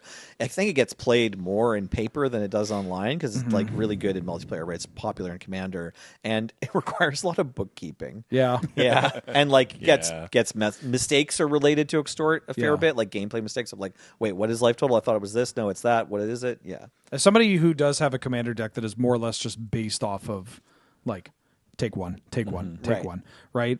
The Copper Tablet deck is that when you play it, you are responsible. Yeah. Like you are the person. You're the banker. I'm the problem. Yeah. I'm the one that is killing trees. So I'm going to be the one that has to do all. If you're going to put the Crypt Ghast in your deck, you should have the big pad. Yes. And you should be letting everybody know what their life total is at every turn or whatever. Yep. Yeah.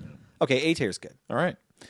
Next, this would have worked much better for that segue I tried to do earlier. I'll just say I got confused and read them in the wrong order. It's Emerge. Oh, nice. Oh, yeah. It does require sacrificing a creature. Yeah, Emerge is they're creatures. They have a normal casting cost or an Emerge cost, and you may cast the spell for its Emerge cost by sacrificing a creature and paying the Emerge cost reduced by the converted mana cost of the creature that you sacrificed. Now, this doesn't work like Convoke where the color matters, so we're looking at Decimator of the Provinces right now. The Emerge cost is 6 green, green, green. You're always going to have to pay the green, green, green, but you could get it down to green, green, green if you sacrifice a 6 mana cost creature. Oh, I love this pig. It's a good pig. Yeah. It's really messed up, but it's a good pig. Yeah. When this pig was printed, we only had like one other Crater Hoof, right? Had hoof. This was the second Crater Hoof, and it's a lot worse, but it was still good enough that we just slammed it. The play pattern of casting Fierce Empath, a 3-mana 1/1 that tutors up a thing costs 6 or more, and then emerging that Fierce Empath into this pig was like for only 6 mana, a big deal. Yeah. Like it was in our format. Yeah. I love Emerge. Emerge is a cool ability. It's evocative. It feels like what it is. You know what I mean? Like it was a really clean top-down design victory or whatever, where you're like, what do you think it should do? And it's a bit complicated, but it does that thing. Yep. And like casting these cards this is 10 mana. It's a lot of mana. But it is 10 mana, like, win the game. And often, because they're Eldrazi, or a lot of these have Eldrazi. I think all the Emerge creatures are Eldrazi. I think you'll find Crabomination is not an Eldrazi. The newest MH3 That's one, also right? Emerge from Artifact. Oh my god. Emerge from? Is it a different ability? I saw how pissed off you were in your face right there. It's MH3, man. I know. They don't count. Modern Horizons doesn't count. But like, 10 mana for a gigantic pig that also, even if it gets countered, which is obviously the worst case scenario. Yeah. No, I mean the provinces. I know. Yeah. There is a big crab that's an Eldrazi, though, too. Yes. That's emerged. Oh, the Scuttler? Oh, yeah. It's a big that one's really good. Scuttles. Slash hexproof or whatever, right? That's a good one. Yeah, that one's pretty good. When the octopus was first previewed, a lot of people thought it was going to run standard. And it did. It did a bit, but it wasn't the oppressive force that Mistbind Click was. Computer, pull up Elder Deep Fiend. Yeah. James, please. Deep Friend. Yeah. I knew there was a nickname for this one. It mattered. This card mattered. This card was so good. Yeah. Yeah. But it actually wasn't the problem. But just like Click was because the deck just wasn't. Casting this for 8 doesn't actually feel that bad. You still feel like you're getting a big creature with a very powerful ability and that ability is always going to happen, right? Outside of corner cases, even if they counter your Deep Fiend or whatever, you're getting the like tap down your board. So when you emerge, it feels great. When you hard cast, it feels great. The only time it doesn't feel great is when you cheat it into play, but then you're cheating something into play, which is already often doing something you're not supposed to. So, like, you don't get your ability. Yeah. Right? That's fine. Don't worry about that. Yeah, I'd like to put this in A. Let's put it in A. Yeah. Emerge is a sweet ability. It's so cool. I wish they did it more, honestly, but it's like... They'll bring it back. I think Emerge didn't have enough problems associated with it that it's probably on the, like, you just the whiteboard for, like, we could bring it back. Yeah, you want it to be, like, thematic. Right? Yeah. Yeah. All right, our next mechanic, thematic, yes, clarity, no. Oh. It's Haunt. Oh, yeah. Haunt.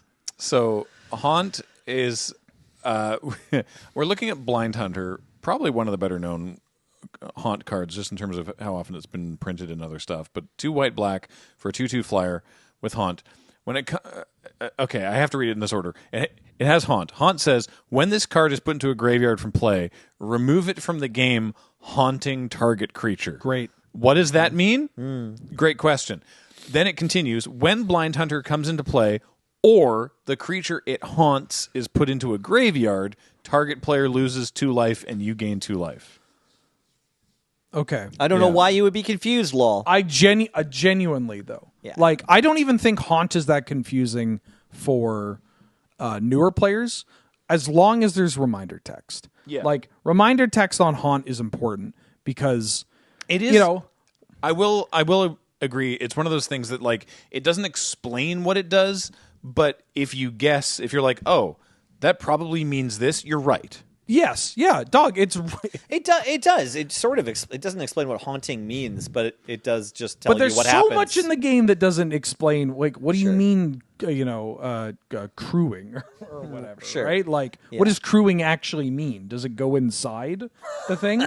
Right? Like, haunting. Like, yeah, it's just flavorful. It's you've engaged with society before, right? Where every culture has like ghosts and spirits. And so like if it dies, it gets exiled and you just say, I'll haunt this creature. Right. And so you like do what every other card does when they kind of like coordinate is you put it under that creature and that acts as a reminder of like, oh, a thing died. Wait, oh, I have to pick up my Blind Hunter and put it in my graveyard. It's going to trigger something. Except like, are people stupid? Haunt is it is shockingly straightforward with reminder text. I'm not done. I think no, man. It's actually a little confusing because if you want to go full bottom level intuition on it, everyone's like, what happens to the creature it's haunting? Because that's how all of our ghost stories work. If you get haunted, that means bad things are happening. Yeah, bad things did happen because it died in not necessarily to that creature, that's what but I'm like saying. Well, no, it's just like there's something that will happen, right? Yeah. Like it's a looming shadow. Like it is I get it. You know? And I get how haunt works in Magic too. I just think I have been hit several times with like, Judge, what happens to the creature once it's haunted? It's haunted now. Can it still attack and block? Like, yes. But that's just a person being an idiot because there's nothing that says it. Just read the card and do what the card does and you will understand it. And I think even like casual players can grasp that of like, can I attack with it? It's like, well, does it say you can't attack or block? Like, why did you create this? I think I'm just used. I think the reason it caught me off guard initially is because even though that has the reminder text, right? Even though it's like haunt, and then it has the reminder text explaining what haunt is. as a like an early player, I'm used to some cards have just the word and other cards have the word in the reminder text. And this has the word and the reminder text, and yet I still have this thought that like this card doesn't explain what haunting is, but maybe a different card explains that. So like maybe there's more to haunting than just it's because it doesn't inherently do anything, right? That I'm like, but right. what? Okay, magic what, abilities what does feel that like mean? they're going to do something, right? Yeah. Do you understand how Cipher works? That's I was Like, going to mention right? Cipher. Like that's the funny one also plan. because you encode it. Encode it. What does encode mean? It's like Yeah. doesn't you just put it under. It's trying to add a little flavor to your life.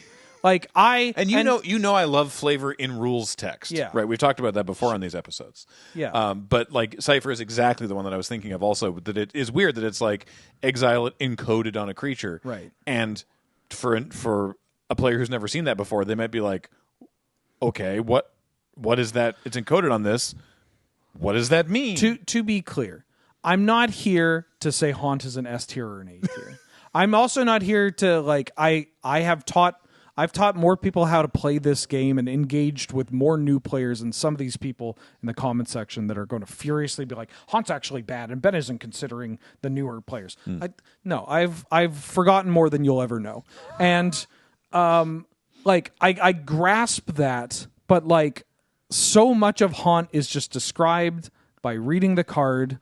And yeah, maybe if it just said like exile it and like target a creature with it, right? Like maybe if it was a little more clear in its language and kind of like looked past the flavor, then maybe it tracks a little bit more. But so much of the discourse around Haunt is just people regurgitating something that they read from an article like 16 years ago, or they're being unnecessarily obtuse. Oh yes, like, Haunt bad. and or they're just not respecting the intelligence of your average person, especially nowadays where like gaming is so common. Right. Everybody play people when Ravnica came out. my yeah. goddamn 80-year-old aunt played like board games that, 15 years ago or 10 years ago I'd be like, she was not going to understand this, and she was a much younger woman at the time.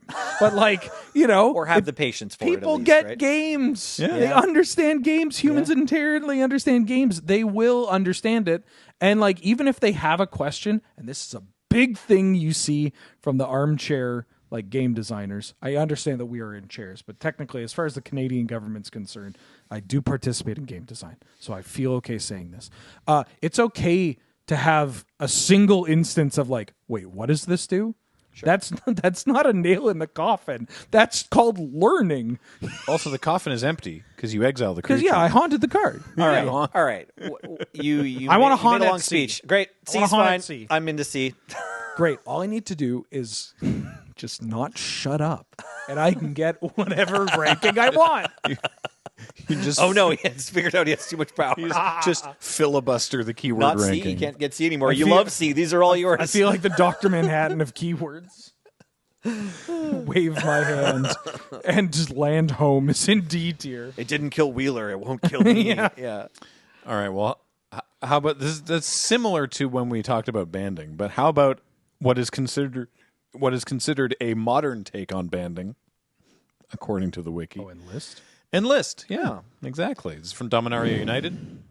Enlist says, as this creature attacks, you may tap a non-attacking creature you control without summoning sickness. When you do, add its power to this creature's power until the end of turn. So Enlist is fine. I don't hate it. There's no Enlist card where I'm like, this card is a problem. They had to ban it or anything like that. It's not on a lot of cards that made constructed play. Like there's a couple, but Name them. yeah, exactly. Okay, no, there's one I'm thinking of. Okay, there what's is its name? It's like a Banalish hero. Of I some didn't sort. ask that. Yeah. I asked its name, brother. I can't. Okay, but it can get protection from a color, right? No, I can't. It's not, but does it get you're thinking hexproof of from color? Guardian of New Benalia. Yeah, Guardian of Dubenalia. It gets indestructible. It's a bear that can survive combat. Let me finish. This is my aside. Go That's why ahead. Go if ahead. we put it in Pop list off, in D, it's pop okay. No, I just want to say that like I might not be the only. I want to take responsibility. I'm not trying to say this is a problem with Enlist, but I look at Enlist cards, and before I've reread the reminder text or like tried to click on it in Arena or whatever, I think that this should tap to give its power to something else. Or I just can't remember which it is. Do you know what I mean? Right. There's something about the mechanic, and this is after having played with it and like made a judge video about it or whatever. I'm just like, which is it again? Like something shares power somewhere or another. And so I don't know. It just for me, they didn't land on the perfect potential like most intuitive version of this ability. So I'm coming at it from limited, and it was good in limited. Like it was that Bark Ripper or whatever. Yeah, it was honestly quite good in limited. There's that Baloth, the Coalition War Brute. Yeah. Right. There's some cool cards. It would have been too powerful if you could tap fresh creatures, but I think it's really clunky that you can't. Sure. It feels weird that it's like the only ability that you can't tap a summoning sick creature to do. It is a little weird, and I like to go to bat for the mana pool, which no longer exists. It is a little weird that summoning sickness is like on a card. It's on cards now, yeah. It's written on a card. Like I'm sure the rules text for haste also says that, but you so infrequently see that. But yeah, this doesn't track like banding. I'm not excited to play it. There's not really a great way of building a deck around this that doesn't just feel like worse exalted, I guess. And like it's uninspiring. You couldn't remember the name of that card, dog? Yeah, like, you want to put in list in D? Yeah. I'm into it, honestly. I do it. Like I do it. Yeah. I thought maybe it was just me that felt like this mechanic. They're okay that they're like a mechanic being good and limited is great. Like that's huge. That's how a lot of people play the game. There are people that exclusively play limited. They're a dying breed, but they exist. No, I've got a kid. He only plays sealed. Oh no! For the first 3 months of his career, at least. He's raising the next generation only of limited sealed. players. Well, we just started. No, I know. But he was in a conversation with like one of my wife's coworkers or something that also plays. I was like, oh, nice. Found out like in these over at Kendall's work or whatever. It's like, oh, do you play Commanders? I was like, and he got to give them like a sarcastic response, like, no, I only play sealed. That rules. It was incredible. Yeah, that's amazing. Yeah. All right. The funny thing about like Ravnica guild mechanics, like Haunt, is that they like we all know it was like a Haunt. Oh yeah, and they cast such a long shadow. They're only on like 10 or 15 cards total. But some of them were good enough to get played or whatever. Yeah. Yeah, and they don't like to bring it back because somebody wrote a stupid BuzzFeed ass article. Anyway, here's another one that hasn't come back. What does Seize the Soul do? Sorry, go on. It's okay. This is the Simic mechanic from Dissension. It's Graft. Oh yeah. So Graft, we're looking at Simic Initiate here. Single green mana for a 0/0 with Graft 1.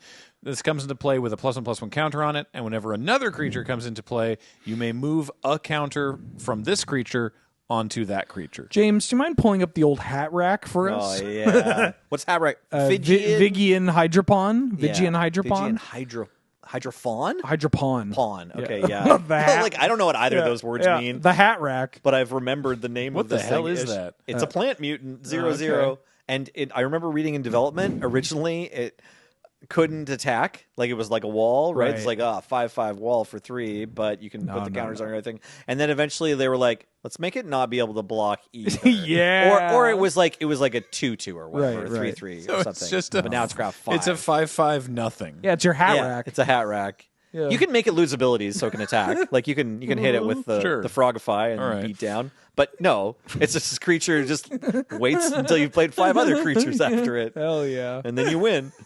I don't know. There are cards that care about power, like fight spells and stuff that play with it kind of well. For sure. But yeah, just the hat rack. Yeah.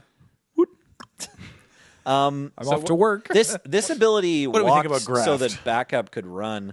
They're sort of coded the same way, right? Yeah, I do. And I usually am a fan of whenever a mechanic can work on your creatures and your opponent's creatures. Oh, right, God, I got to imagine this is annoying for like. I forgot about it. That. It triggers every time. Another creature. This card, or not just this card, this whole mechanic, if you got into Ravnica sealed PTQ and it was going long, like you had hard decisions to make, and you're playing Simic, you just had to be like, oh god, it's all over. Like I have it's fine. I'll just F6 through it all. Doesn't matter. It resolves. Yeah, that was tough. I do like Graph, but it's kind of just the worst of all these mechanics. Yeah, it was like the beginning of the like +1/+1 counters matters era, kind of. I can't think of like a +1/+1 counters ability from before this one that was so kind of integral to the set. Like, you know, they did so many things with the +1/+1 counters, like in Dissension, like these Simic cards. This one was just they can't attack or block. But can you remember another one? Like, what is the Cytospawn Manipulator? Plaxcaster Frogling. Yes, thank you. Or yes, there was another frog too. This one has Graft 3. It's a 0/0, just like the Vigian Hydropon. But it says for 2 generic, target creature with a +1/+1 counter on it gains Shroud until end of turn. And, you know, whenever another creature enters, you can move one on. So you could get your creatures all ready to counter their kill spells. Yep. And so that's kind of like granting the ability, like backup does, right? This is just one of my like top 5 Magic card names. Great, it's so good. Plaxcaster Frostling is this card was like $2 at YJ fantastic. for a long time, just off the back of like. It's a Simic uncommon frog that does cool things. Yes. People wanted to play with this card even if they shouldn't have. Right. In a competitive setting. Yeah, absolutely. Good in kitchen table. Yeah. Okay, so where to rank this mechanic? Like, I want to say it's at least a B, and then I don't know, maybe B is right. I'm fine putting it at B. It's Okay. worthwhile mentioning that this is like one of the big pushes for people just like both wizards and players be like, yeah, just more 1/1 counters. Yes. We love this stuff. I think they would have gotten there without Graft because like, yeah, it turns out make thing big is fun. It did establish early on that Simic was like +1/+1 counters. But like there weren't a ton of +1/+1 counters like flying around at the time. Yeah, like modular was a big one. Like there were cards that did it and it was fun to do, but it wasn't like now it's ubiquitous, right? Now like hardened scales and like there's every LGS has one person with a counters deck and like there are cards that care about it. But back then it was just like, no, that's the thing modular cards do, or like you cast Symbiosis or Thrive. Well, if you're hungry for more counters, so are your creatures. Next up we have Devour. Nom nom nom nom nom. Devour N means as this creature enters, you may sacrifice any number of creatures, and then this creature enters with Oh, and Haunt's too bad, but this one's fine. N times that many +1/+1 counters on it. Yeah. So in the case of Predator Dragon that we're looking at here, 3 red, red, red for a 4/4 flying haste, Devour 2. So if you sacrifice one creature, it enters with 2 counters. You sacrifice 2 creatures, it enters with 4 counters. Math continues unabated. Yeah, for each creature sacked, you get N amount. Yeah. This ability is pretty cool. It's just like Emerge, you know? You sacrifice your creature and then the devouring creature gets bigger. It's a bit of a drag because like no, my bad. It's an as comes into play. Yes. I thought this was an additional cost for a second. Yeah. Okay. Devour's cool. They like it. It's in a card in standard. Which one? I forgot. Something World Sire that has Devour Land. Oh yeah, Devour Land. Devour's cool. Right. Oh, Famished World Sire. Famished World Sire. So hungry. Yeah. Yeah. This card is really cool too. Actually. Okay, this card's all right. But like we started playing around when like Alara was still relevant, and so all the like Jund Devoury creatures were there. And I never felt like, and even going back and looking at it now when you come across cards in like chaos events or whatever, I've never felt like the payoff is good enough. Like that Predator Dragon has flying in haste. Like if you're constructing it, if you're making like a lot of goblin tokens or something, then like maybe. But for sacrificing a whole creature, you don't. I never felt like you get enough like payoff in terms of counters, like how many counters you get, If I may. especially for the cost of the creatures. Yeah. The Predator Dragon we did see was the payoff for Elves. Like that, I think that card In won Legacy. a Pro Tour. Yeah, yeah. No, LSV. extended, extended and Legacy. I Okay, guess. yeah. But yeah. like LSV killed everybody at Berlin. yeah, that card has has won. I believe that card has won a Pro Tour. Yeah. which is very funny. I get what you're saying. I think one knock against Devour is that it's funny that we say it won a Pro Tour, but it like gets worse the higher the power level of the surrounding cards. Because then, why would I want to sack a real creature and like to make this thing bigger? I'm or consolidating my threats, and then they just kill this one. Yes, yeah. But in the limited environment, right? Devour is a Jund mechanic, and so think of like the other black shards for Alara, right? Jund being the Devour mechanic means that Jund cards, there are token generators, there are dragon fodders like Sprouting Thrynax. Shout out to Frank, the name of Sprouting Thrynax, and friends that you can devour. In Grixis, you have Unearth, meaning that like it's okay if you eat them because you can bring them back, or you can bring them back, do the thing, and then devour post combat. And then Esper just has like weird token generation. And cards that care about returning like artifacts to the graveyard. So like sacrificing, I don't know, a homunculus from your like whatever that weirdo black card is called that makes homunculi, or Thopter tokens were kind of popular. Like you will find ways of getting little duders to send to the bin. The bin, yeah. Very popular in Commander too. Like think of it, Throwmock, the Devourer, which is like, if we can get this one up. Beg your pardon? Is this from 40K? This one's from Plane Chase. Because there are a couple from the 40K set. It's a newer Jund dragon. No, this one is just red-green. It's a red-green. My bad. Red-green it's the Hellion right, that has Devour X, where X is the number of creatures devoured this way. So it gets X. It's got the square graph or whatever, yes, right? exactly. Square root graph. Yeah. And like, this is just a red-green big idiot that doesn't do anything. Yeah. With art from a turf. And it's still so popular in Commander. Like, it has everything working against it. Yeah. Especially considering how easy it is to build like a 3-color mana base on a budget.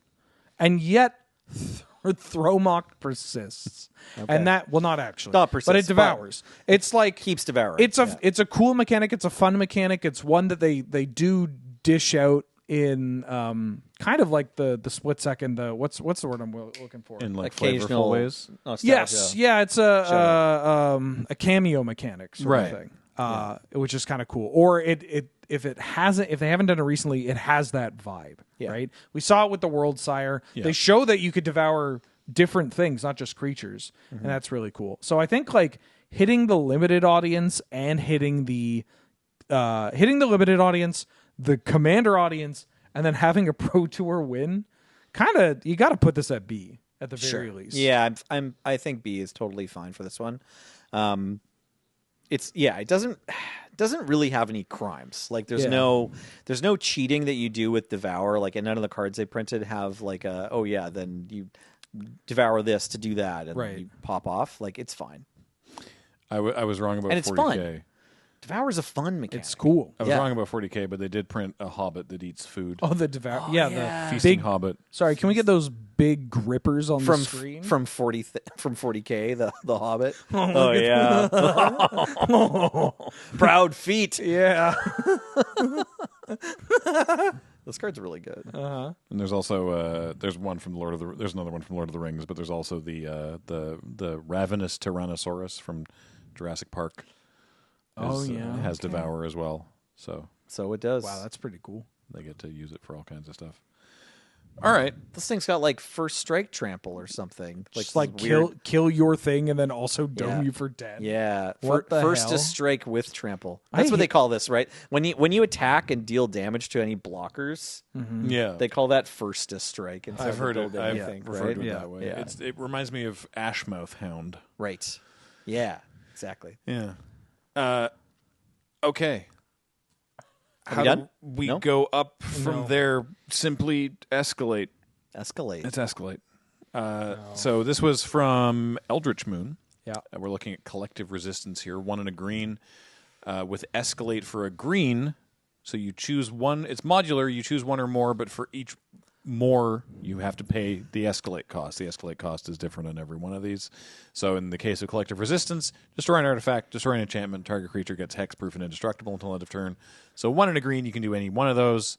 1 green, you can do 2 of them. 1 green, you can do all 3. They had the whole file for Eldritch Moon ready to go with Entwine on it, and then like some like Hasbro executive like walked through the building, and so they're like, "Quick, we gotta all make it look like we're working." It must feel so good to be the designer that pitched Spree, and everybody's like, "Great new mechanic," and they're like, yeah, new."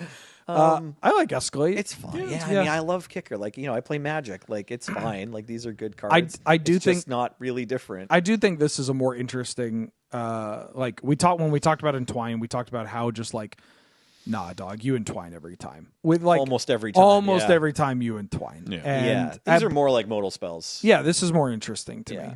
And like for what it's worth, these Escalade cards saw a lot of play. Collective Defiance, Collective Brutality. I see Collective Brutality still. It's still in the arena powered queue. Yeah. It costs 2 mana. That's the only thing it has going against it. Otherwise, it basically fits in with Blessed Alliance sees play. That's a cool card. They sack a creature, you tap I took off my glasses. You tap the creature. No, you untap the creature. They sack an attacking creature, or you gain some life. This card saw a lot of play in standard, like modern right? too. Oh, modern. Okay, well, as a sideboard, because it's just like in the right good against matchup. red, It's just like sack your creature. Also, I gain 4. Yeah. There's some other ones that saw play too. Savage Alliance was like the best card in that limited environment. Yep. The uncommon. That's 2 in a red. Escalate for 1 generic mana. And creatures target player controls gain trample until end of turn. Savage Alliance deals 2 damage to 1 target creature, and it also deals 1 damage to each creature your opponent controls. So yeah, you give all your stuff trample. You mark a bunch of damage on their creatures, so even more tramples through. Yeah. Really good magic card.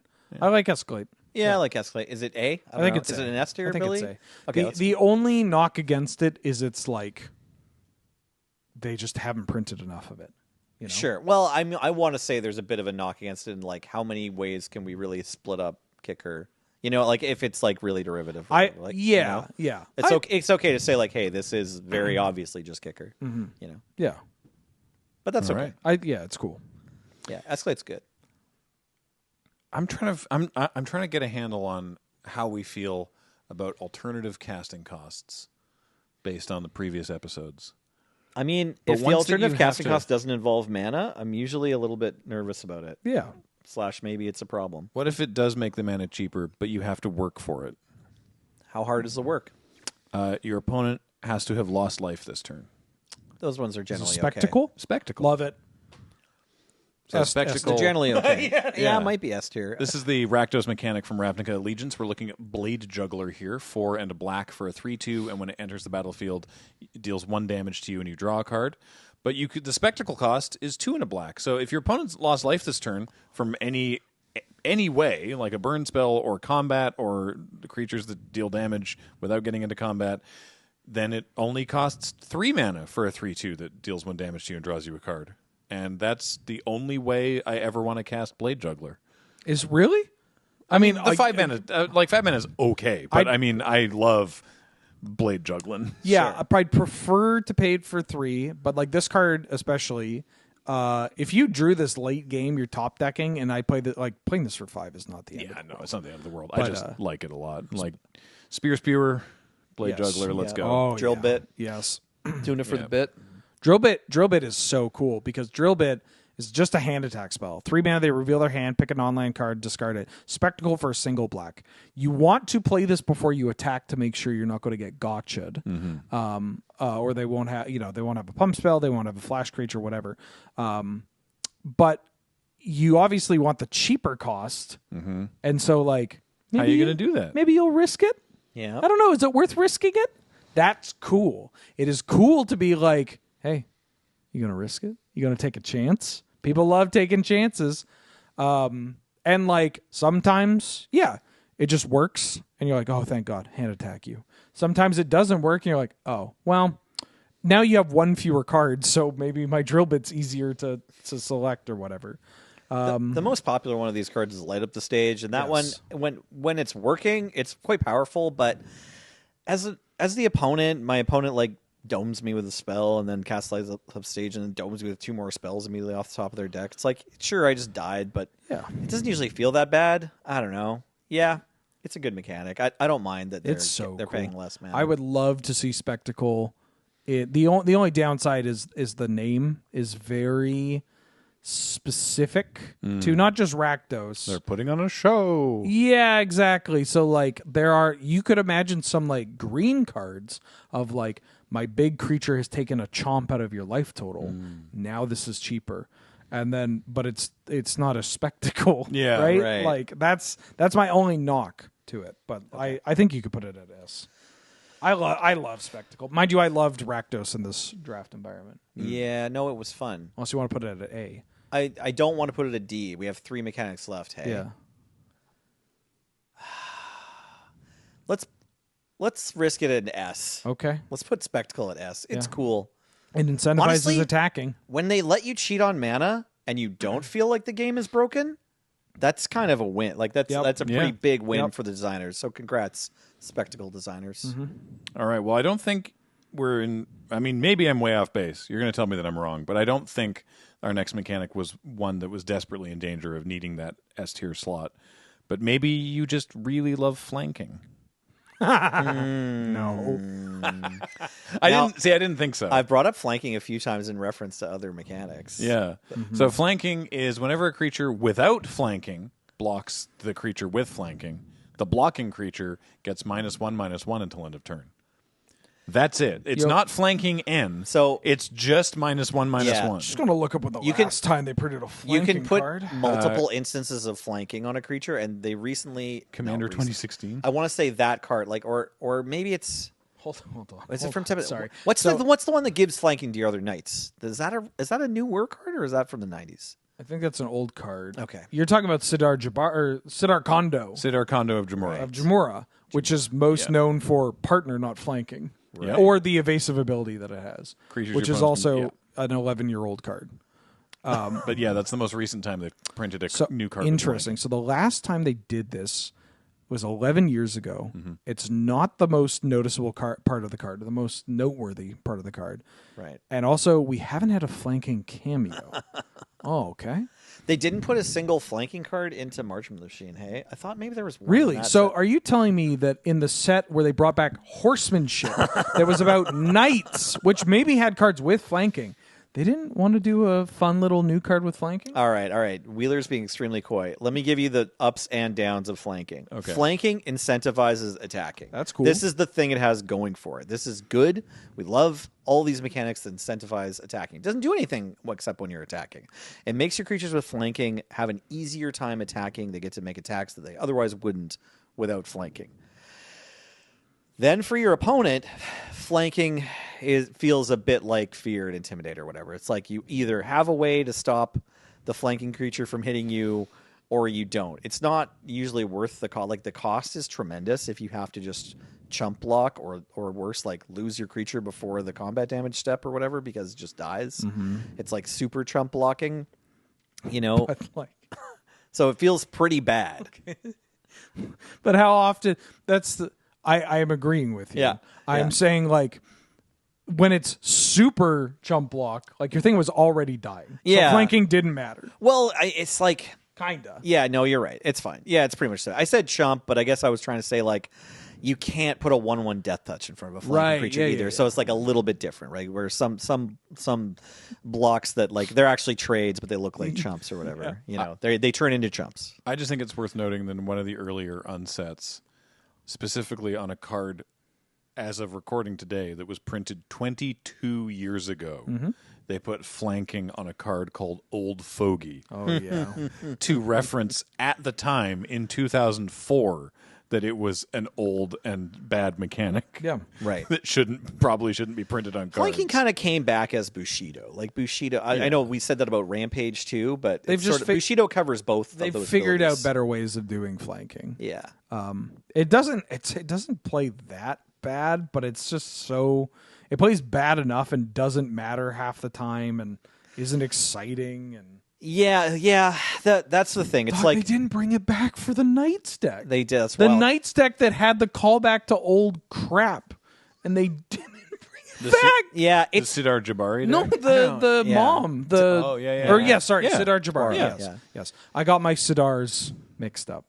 did I explain this enough though? It's just sort of like it's kind of a feel bad for the opponent. Yeah. And it only feels kind of okay for you. Like your knights aren't unblockable, but when it's relevant, it wouldn't have been relevant. Yeah, exactly. Yeah. If they just don't need to block, like then the times when it's relevant, it ain't. Yeah. It's no lifelink. It's kind of like old school ingest.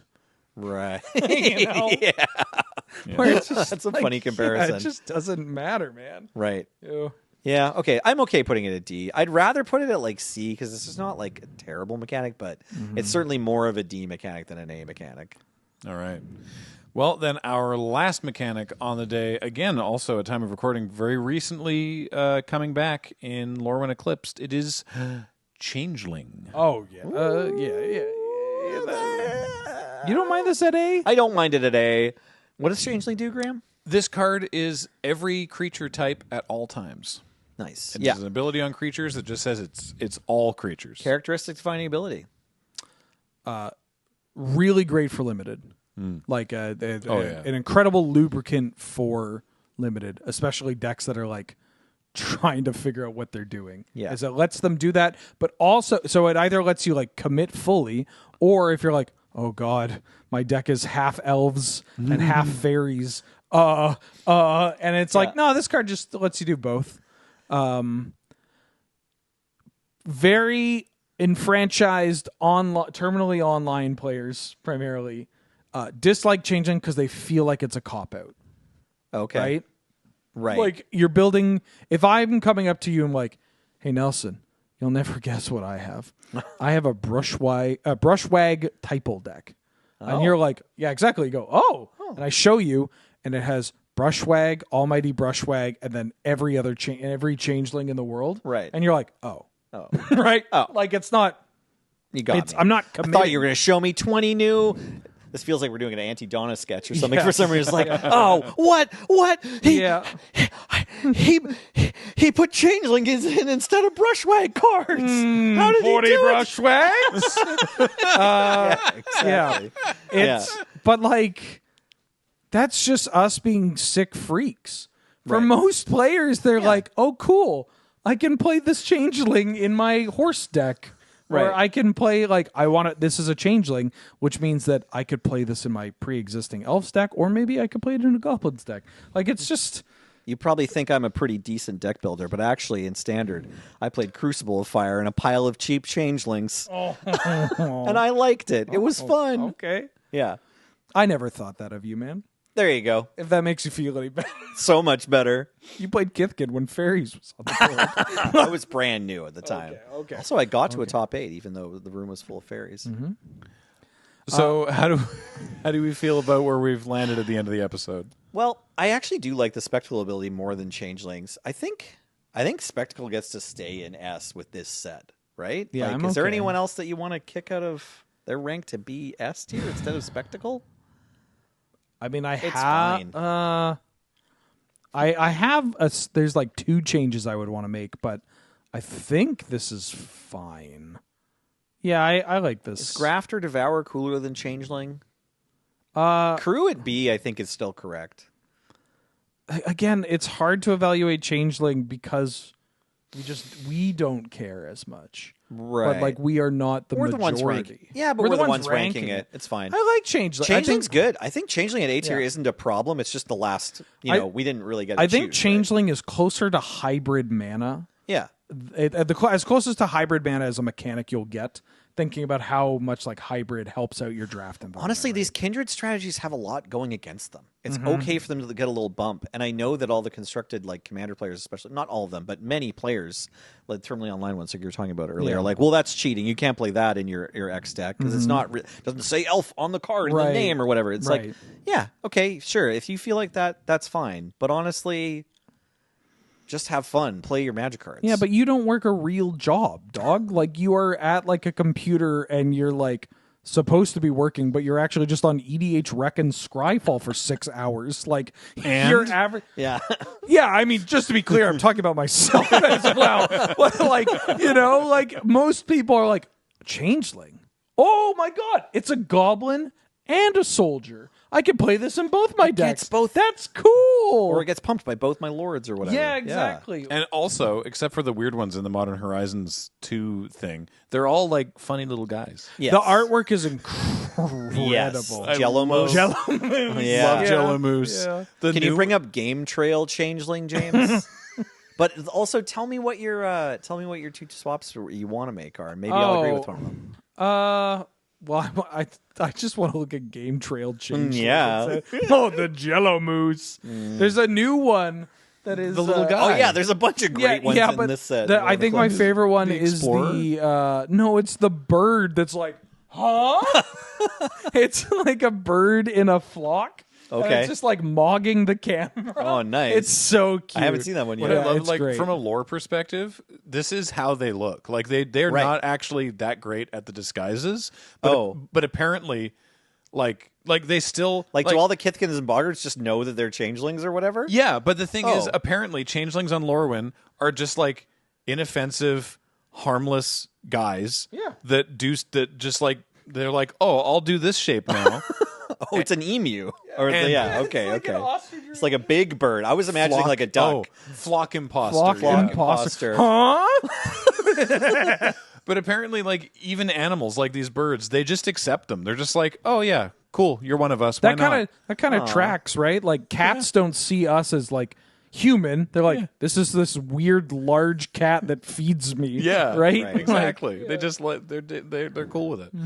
All right, so the tier list stands as do you yeah, want- I to mean, switch something or what? no, I kind of like the swaps. The only swaps, like maybe we were too harsh on Delve because I think Delve is like genuinely kind of cool, but like I don't know. I like our S tier. Like out of all these mechanics, the one that I think is both like the best for gameplay and I'd love to see come back is Spectacle. With my only knock being on the name. But like, yeah, Like maybe if I could put you want us- Epic in F tier, like skip E and just go down. Delve and Graft maybe could. Yeah, It's got a cool name. What if do you want to slide Bargain into C and put Delve in B? God no. I thought about putting Bargain in A. Okay, I like okay. Bargain. Maybe. Maybe it should stay. Delve has a lot of crimes. Yeah. Right? Like the crimes that it has are like egregious. Yeah. Man. Like treasure, and we shouldn't necessarily judge it on that, but like if I tell you like, hey, name a Delve card. Right. The fact that a lot of people don't go to big hoots or like a giant demon Yeah. and say they're like, Yeah. oh, it's a boat that Yeah. draws you cards. Yeah. Yeah. Beep beep. All right. Well, then we'll leave it there. 20 more mechanics to come next time. In episode. We're almost there. Yeah. Thank God. I love. I these. love doing this. Oh yeah. But we have increased the runtime by 45 minutes. Yeah, we sure have. So that's going to do it for this week. Reminder, this show is brought to you by Card Kingdom. Please check out cardkingdom.com/LRR. Let them know that we sent you. Ask for a button. Buy your cards there, please. Also, Dragon Shield, use the code LRRMTG5 to get yourself 5% discount off anything on the Dragon Shield store. And most importantly, if you like this, it's because of you. Your support on our Patreon, or by becoming a member of this YouTube channel, or, I don't know, leaving super thanks or whatever in the YouTube, any of that's possible. We really appreciate it. It lets us keep doing all the things that we do. So thank you so much. Until next time, I have been Graham, joined by Nelson, Hey, thanks for watching. Wheeler, Hi. James is on tech, Heather gets these online. Thank you all for watching. I will see you next time. Bye, everybody. Bye.